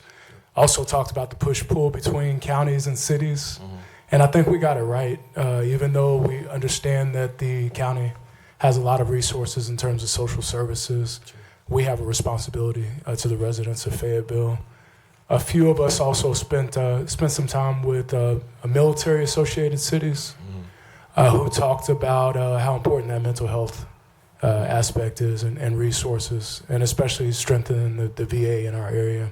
I just wanted to reaffirm that I understand and believe in what you're doing. Looking forward to building this out to scale. Especially getting the resources that I know are available to the mental health support. And also just wanted to put a plug into us all to do something that a friend of mine suggested last week, is shift the language. When we look at the work that's being done by Kevin, the Proof Project, so many other organizations to empower our youth, to take care of our youth, it's not just to lower crime. it's not just a crime device. It is really to pour into our children what they deserve. And just want to say kudos to you. Thank you, John, for being that bridge and the connector, and for us all to think about how important it is to see our children flourish. Thank you for that. Thanks, sir. Councilmember Ferguson. Thank you, Mayor. Thank you, Mr. Jones, for the work that you're doing. We've been working together on a few things. What I wanted to ask real briefly, a quick question is, does OCS have a nonviolent training program for the youth? Is there any programs that teach nonviolence? And if not, is that something that you are looking at? Yes, sir. To answer your question directly, within 8 months, the Office of Community Safety, we don't have a program that we're providing out. If I'm being transparent, I don't believe OCS will ever create a program because there are programs readily available. And it goes back to not reinventing the wheel. Right. So great question. We do have organizations in the city of Fayetteville who provide maybe not direct violence prevention training for young people, but do provide those resources as mentoring, after school programming. I've participated in a men's only group recently where boxing was an avenue that was utilized to really decompress, etc. And those play a role. But at bringing in my experience, I have been a part. My entry into this kind of work, if I may share, was into a re-entry focused program where we work with men from 18 to 45 who were coming home from incarceration, and we were able to meet them the day they got out to provide services, case management, while also providing cognitive behavioral therapy, workforce development. These are programs that we have here in the nation that we could bring down to the city of Fayetteville, or we can train up organizations here in Fayetteville to do so. But with us being 8 months in, we haven't got to that point. But that is something that I know even Dr. Hewitt said when we first had our conversation, is looking to bring some of this stuff down to Fayetteville. And first, we'll work within Fayetteville to see what that looks like and then go from there. But that is a vision for the office to support an initiative like that, which will take significant backing. But it's a program that's beneficial. But also, if we are really looking to build a system, then we must move forward with something in that direction. Right. Okay. And that's great. Now, and Yes, sir. I love to hear that. And the only reason I'm asking is because it's been proven that is a piece that really helps our young people. Yes, sir. As far as the nonviolence itself. Yes, all sir. these other pieces are great, but a nonviolent training for young people has been proven to be. Yes, So sir. I hope that's something that you all would look at partnering with, maybe with an agency and organization to make that happen. The biggest thing about our work, I had a mentor of mine tell me back in the day, 90% of our work is showing up, which is rooted in the foundation of consistency. We are to be consistent in showing up. We are to be consistent in reaching out to our young people, consistent in reaching out to our unhoused community, consistent to reaching out for those impacted by violence, et cetera. I can keep going all day. Yeah. But with that in mind, as you know, Mayor. But that's important for us. And, Gotcha. Yeah, y'all know I'll be Oh, he excited. We love the passion, man. Yes, sir. Councilmember Jones. Yes, if there are no other questions, Mr. Mayor, I'd like to move to receive the update as presented. All right. It's motion by Councilmember Jones, seconded by Ferguson to receive. All right. Councilman, look to you for your votes. All right. Thank you. Great job, sir. Gratitude. Keep up the good work. All right, Council, final report. We've got a full report today, but we've got our strategic planning summary of what we covered. Good to see you, sir. Mr. Lowry, Mr. Brayboy, see him back there. I strive to be 6 feet, but I never got to it. So, good evening, Mayor Pro Tem. Tonight we're going to cover your FY27 strategic planning retreat to discuss the high-level review of the priorities that was agreed upon, the consolidated goals, and then some of the next steps that we're going to be taking going forward from here. We have Ms. Julie Brenman online from Fountain Works. That was the consultant and our facilitator for that day. She will be presenting and going through the slides from her end. I'll be sitting here as a backup in case some of our technology fails, and then I'll step in. But at this time, I'll turn it over to Ms. Julie, and then she'll lead us off from there. Hi, Ms. Julie. How are you? Good evening. Good to, can you hear me all? Yes, can ma'am. you all hear me? We can hear you. Good evening, Mr. Mayor, members of council. Good to be with you virtually today. I am here to give you a recap of your retreat and get your input and okay for the pieces that you moved forward with at the retreat. So for the members of the public that weren't at the retreat, just a reminder of why Fayetteville chooses to do a strategic planning retreat. And the main goal is to ensure that the city and the community and the staff are all in agreement and focused on the shared priorities for your community outcomes. It gives council a dedicated time to align on those goals and review progress and set direction for the rest of the organization. So we appreciate that you take that time to do that. The strategic plan and the process guides the city through its annual planning cycle.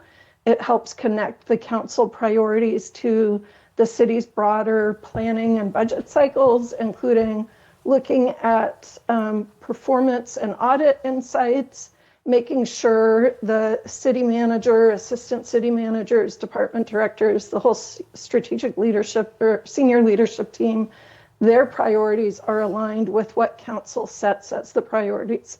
On the slide, it's worded a little backwards. It's making sure that the staff, the senior staff, knows what council's priorities are so that you can all get on the same page and let the senior leadership team align, make sure the priorities are realistic in terms of staff and budgets and operations, and have agreement on what all of the departments need to do to move forward the council's priorities.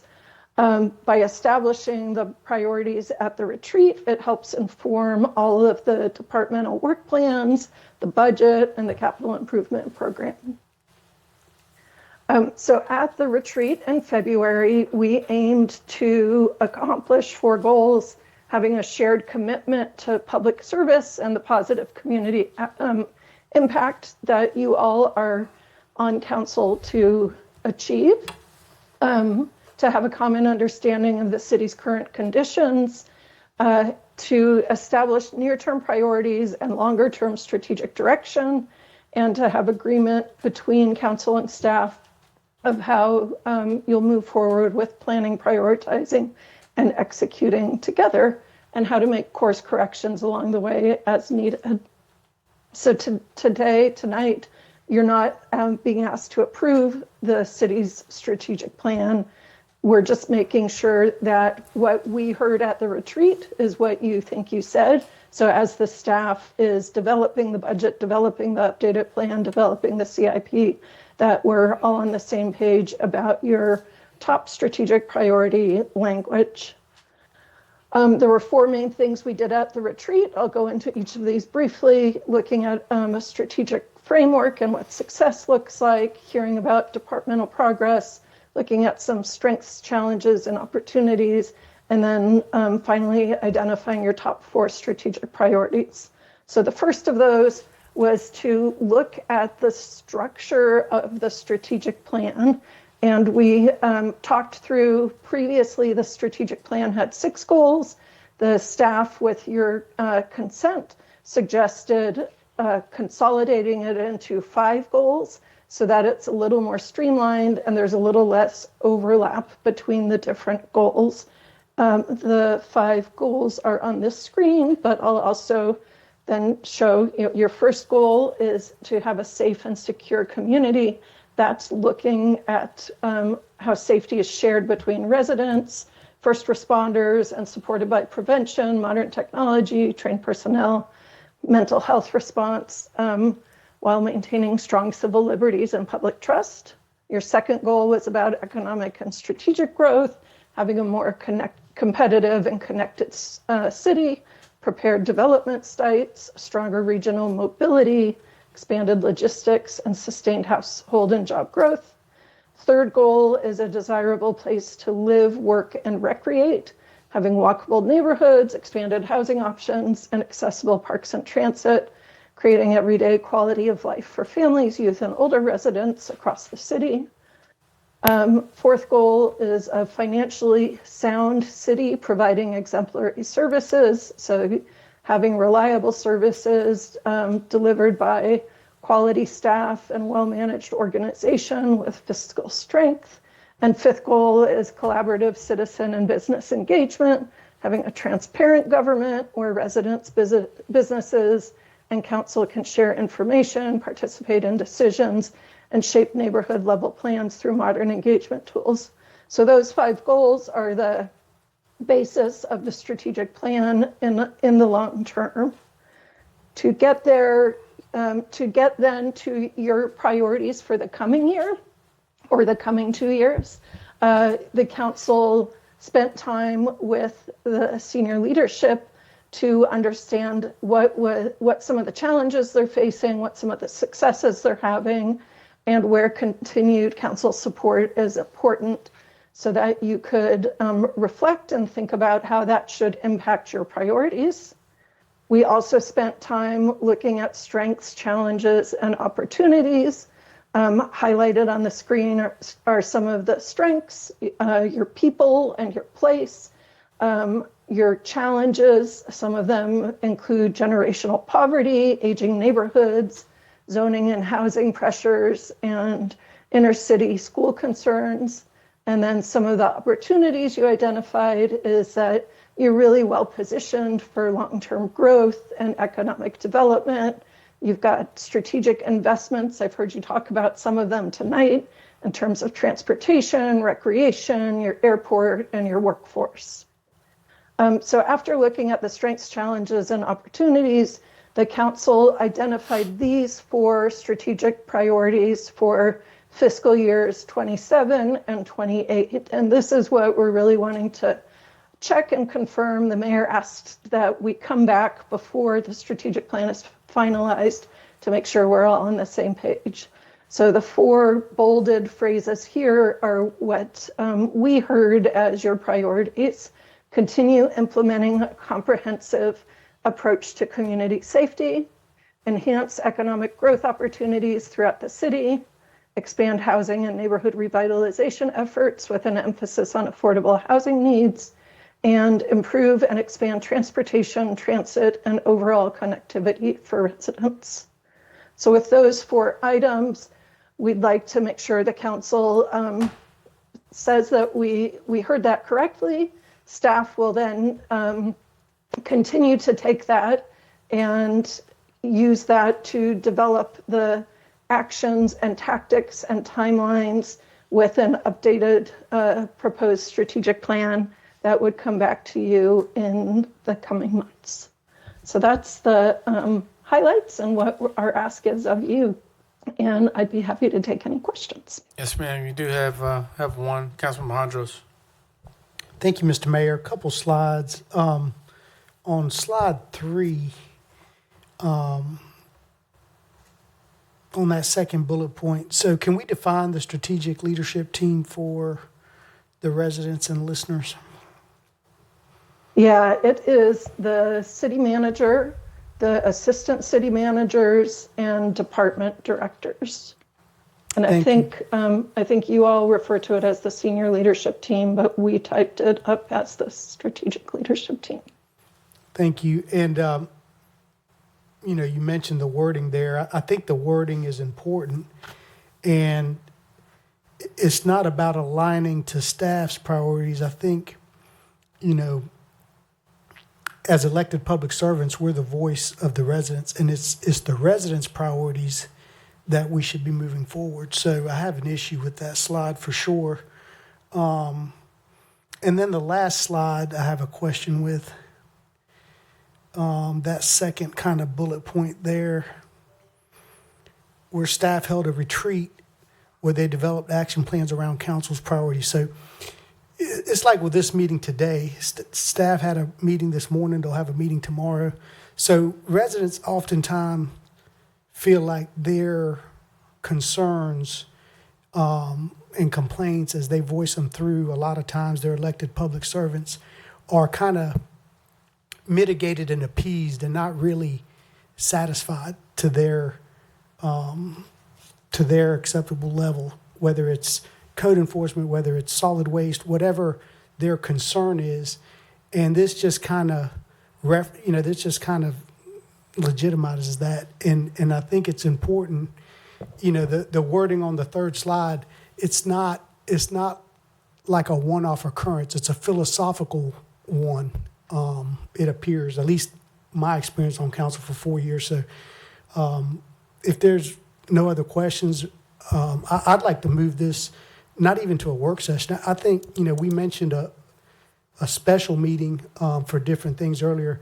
If there was ever a special meeting, I think this is a perfect item. We got to get the strategic plan correct. I hated last year during the strategic planning retreat, we had to reschedule because of weather. This year, the 2-day retreat turned into 1 day that was extended slightly.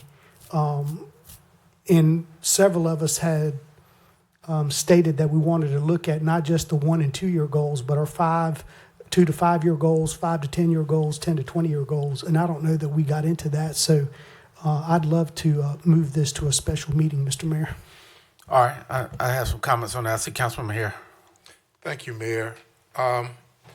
If you look at where we're, I don't even know what number it is, but it says FY 27, well, all of them say that, to identify council 27, 28, where you have the blue. Okay, yes, ma'am. As we look at item 3, where we have expanded housing and neighborhood revitalization efforts, and of course with the emphasis on affordable housing, I thought that I had Juan's support in stressing somewhere that we wanted to highlight the old existing neighborhoods. And I thought that I had Juan, or there had, I pushed for some support for that, and I thought we had that. I could be wrong. I can't remember completely, but I think I'm remembering that I support this, but I also didn't want us to sort of veer away from some of our old historical neighborhoods. I know I pushed that very strongly at the meeting, and I don't see it here. So is the neighborhood revitalization wording? Because I think that kind of says it, but what you're saying, you want to make sure that it's captured a little bit more specifically to prioritize some of the historic, the old historical. Yeah. I mean, even if we don't use that word, whatever word we come up with, but because a lot of the neighborhoods in our city, even though it says expand housing, and when I see that, of course, I understand what it means, but sometimes I'm looking at that further growth as it goes on the outskirts of the city limits and neighborhoods.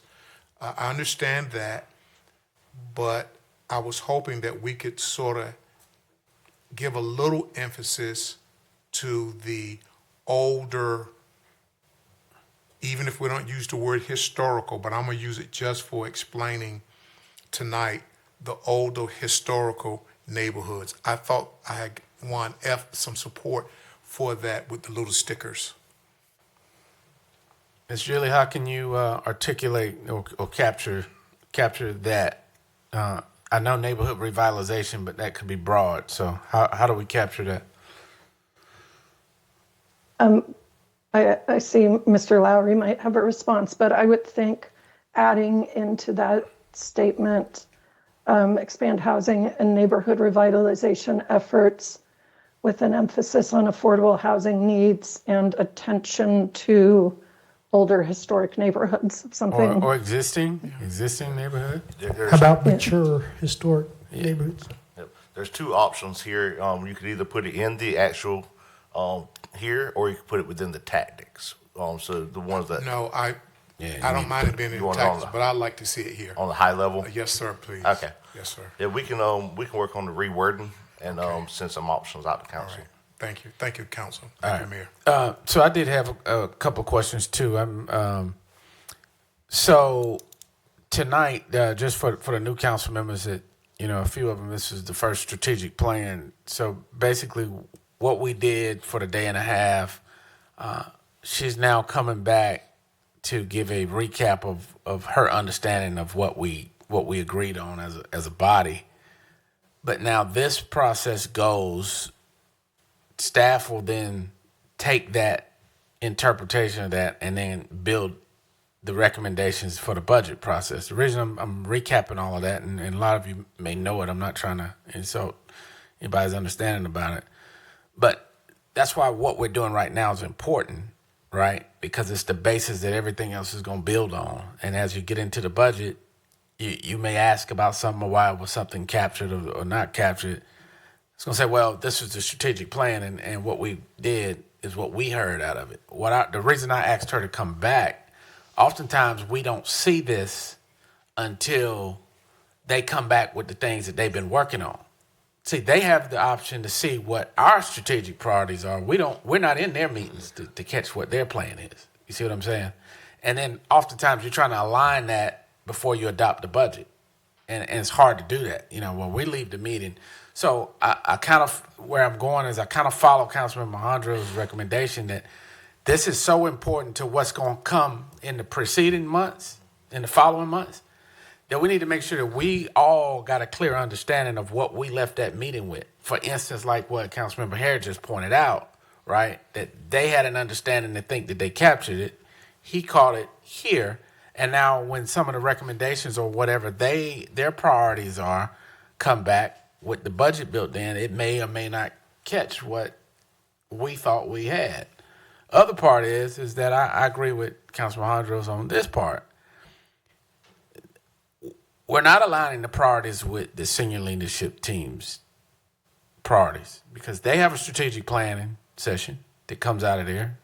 And it's oftentimes it reflects ours, but like I said, we don't see one another. But Ms. Julie, the language on this first page should say that this process should align the senior leadership's priorities to council's priorities, or something that shows that the pecking order comes from the council, the policy, that it starts with the policy, senior leadership team executes that, not aligning the priorities with their priorities. Yes, absolutely. And that's my mistake in the wording of this. And I take, Mr. Mayor, your point, as well as Councilmember Hondra's point, that it's the council is representing the residents' priorities, and then the senior leadership team is aligning their work plans, and their tactics and actions to the council priorities and the residents' priorities. So I apologize for the. Well, it's okay. Backwards. This is what this is for us to check in and kind of work through it, and which is why I think because it's late, I don't want to rush it. I was just trying to express to council the importance of this part. This one piece right here is kind of the foundation.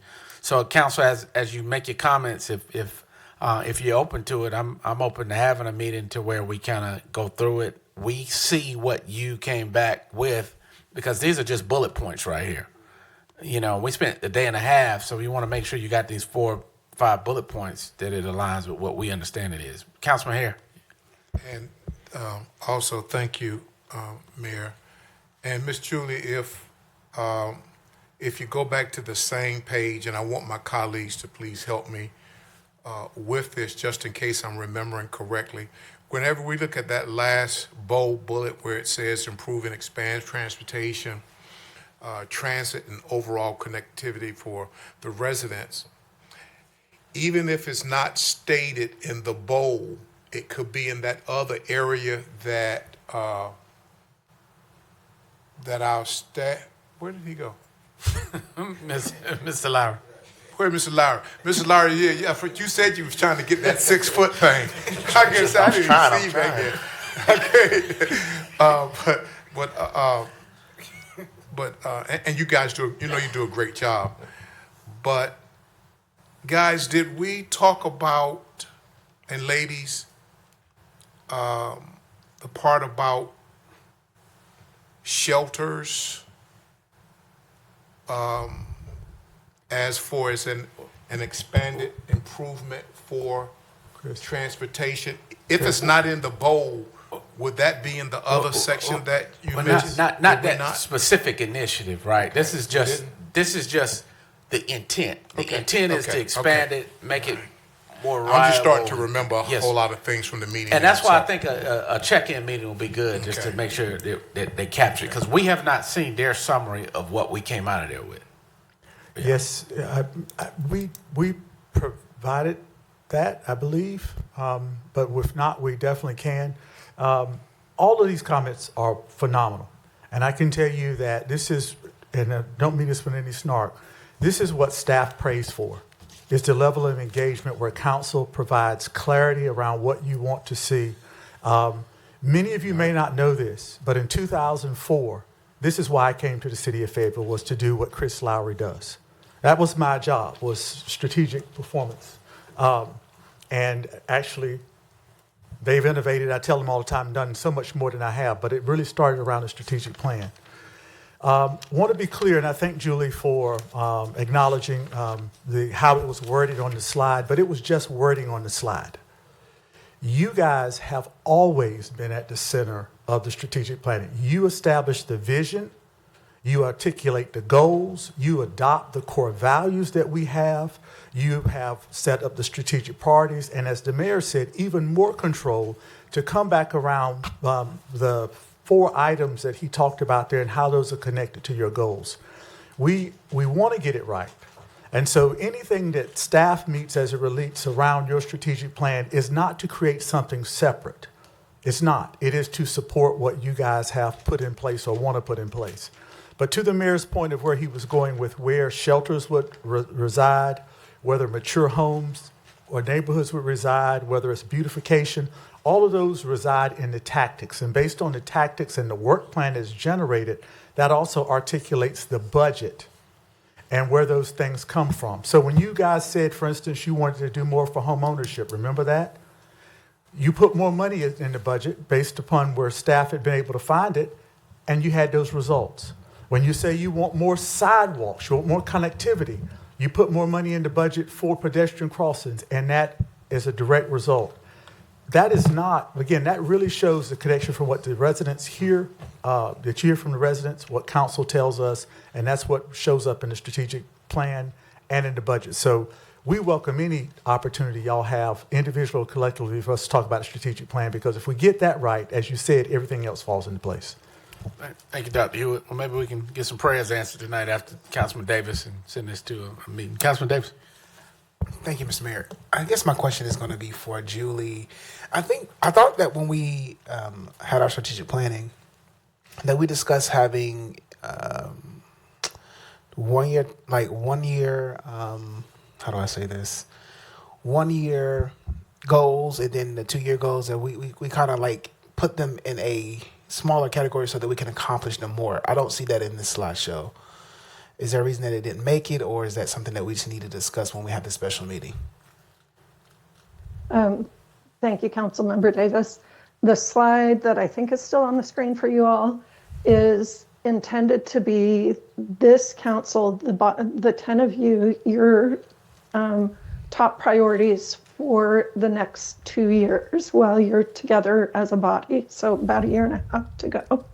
And this is sort of headlines, and there will be detailed tactics listed under the headlines. The detailed tactics, you provided some of those ideas during the retreat, and the staff is working on fleshing out those ideas so that it can be part of the strategic plan and tied to the budget and other items. These other 5 goals in the blue box on here are the longer term goals that the council set in the more 5 to 10 year range. And there, within these 5 to 10 year goals, there were also things that you identified as potential tactics that staff is also looking at to include in the strategic plan. So it doesn't have the level of detail of all of the items that that you all discussed at the retreat, in this presentation, but we've collected that all, and staff is working its way through that. Okay, thank you, ma'am. Thank you. All right, Councilman Hodges, I'll go back to you. Mr. Mayor, thank you. I move that we move this to a special meeting. All right, it's motion and second by Councilman Maher, and I guess we can, just because and the only reason I guess we're doing that, because we didn't want to overload the work session, which we've sent probably, two items back there tonight, in addition, 3 items in addition, so we'll make sure that we've got the time to deal with it, so. Yeah, Miss Julie, yeah, you got to have her, because we're going to, part of what I think we're going to want to cover is to make sure that her summary of that day and a half matches what we believe it is. Because right now you've been asked to affirm the priority language, which means that you're saying this is what it is. So, yes, she'll definitely have to be there. Yeah. And one more thing, did Dr. Hewitt tell us that you said you sent this to us? If you wouldn't mind, can you just send it again? And We sent out a synopsis of this, did we not? I haven't seen. Yeah, we'll verify. Yeah. But, and Mayor, thank you for a quick question, because I want to have one as well. When we set the meeting, I'm happy to work with Councilman Hondros and other councilmen, again, individually, collectively, to make sure we provide. But at the moment, are we meeting about what Fountain Works is presenting tonight, or do you want us to incorporate the additional plans that staff is working on so that it is more comprehensive to include that, or is it just to focus on the 4 items that were? Well, I think if it was me, I think anything related to this will probably be, you need to be ready for, just to make sure that we don't slow this up again. But I would hate to say just concentrate on these 4 and then more questions come out of that. So, but council, any other questions? But we've got time, so council, we'll give the manager direction on what the expectations are. Maybe so. Yes, sir. And so what we'll be doing also, Mayor, is we will go through this a little bit more fine-tuned at home or in our offices, and then put our wording together and have it ready for staff, or would we even send it, what our thoughts are, like we were talking tonight? Do we just have it ready and bring it, or send it? So either whatever council's pledge is, but as you look at the what's next, step 1 is to agree on the language. 2 is they'll hold a retreat to develop action plans, and then 3 will come back with some of those tactics. So some of those specific things that we were talking about, like bus stop benches, and those are going to be in the tactic phase. But if those priorities didn't represent what you thought they did, like you said today about the older neighborhoods, then it may be good to get that to the manager prior to the meeting on, 6th or the 8th or whatever date. Which they have. They got that already tonight, right? Yeah. Okay. Thank you, sir. All right. Councilman McMillan. Yeah, thank you, Mr. Mayor. I'm looking at this, of course, my first time through this process. Definitely understood the direction prior to us starting this process, understand where this goes from council consensus, and acknowledge that this took a whole day to figure out. There are a lot of things discussed that day. This is what I remember us reaching consensus on. This is it right here. I don't see the reason for a special meeting. I can think of a couple other things we need to meet about in a special meeting. This is not one of them. I think what Julie laid out, and thank you so much for this. This is what I remember spending a day working on, reaching consensus on. I do worry about whether our intent is to go back and rework what we've already agreed on, and it took a lot of work just to get consensus on these. That's just my input. I don't see the need for a special meeting. Well, thank you. Go ahead, sir. Yeah. Well, I was going to say, he's entitled to it. Like you said, this is your first one. Typically it's a couple of days, and seeing these, particularly the importance of it, is worth making sure we adopt it right, because you're asking to affirm what this is, the way that it is, and so. But you can vote how you pleasure. We respect that for sure. Councilmember Harron and Hodges. Yeah, and just I understand, and I can agree to a certain extent with my colleague. I have no problem with that. However we turn out for the meeting wise. But if I'm not mistaken, I truly thought when I looked at the bullet on expanding the housing and things that I was just speaking of, I thought that there was support to consider what I just stated about the existing emphasis on the older neighborhoods and things. I remember writing it down, and I thought we had received the support from different colleagues. So that's the reason I had pushed that forward. But I'm okay with the meeting, but however the vote goes, we'll see. All right. Councilman Hondros. Thank you, Mr. Mayor. I just want to add, so yeah, typically our strategic planning retreats are 2 days. So it's just difficult to condense 2 6-hour days, 12 hours, into 1 7 or 8 hour day. So really talking about this again, and my initial reaction was to put it on the work session, but as you mentioned, we already added 2 or 3 items to the work session. So if we had a 2 or even 4 hour meeting, you're just recapturing the time of the strategic plan that we should have had that we didn't have. So I'm definitely in favor of meeting, whether it was a special meeting just for this, or we want to tack it on a work session and be here for 10 or 12 hours. We've done that before too. So whatever the pleasure of council, but the initial motion was for a special meeting. All right, so there's a motion on the floor, second. We've had a round of discussion. You have a second round, final round? Yes, sir. Yeah, I just have a question, just for everybody who's in favor of another meeting. Besides the point that Councilmember Hare is bringing up about wording on the older neighborhoods, are there other things that you don't see represented here that we reviewed or you think is worth another meeting? I'm trying to figure out why. Well, we're having a vote. You got a motion, so you can vote your pleasure, but I don't know that a question can be answered in the middle of the motion because the discussion phase was to discuss it. So, all right, Council, look to you before you vote.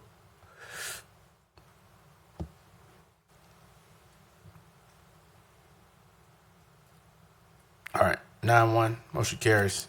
Voting in opposition, Councilman McMillan. All right, Council, so as we look to the administrative reports, there were a couple items that typically with this, we don't discuss it, we just ask for it to be considered, sent back to a work session. So all three, I think there was consensus for all three to go back. So Mr. Manager, you tracking that?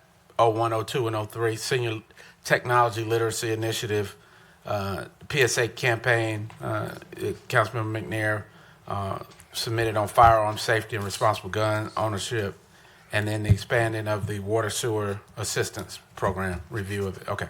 All right. Motion to adjourn. All right. Good meeting.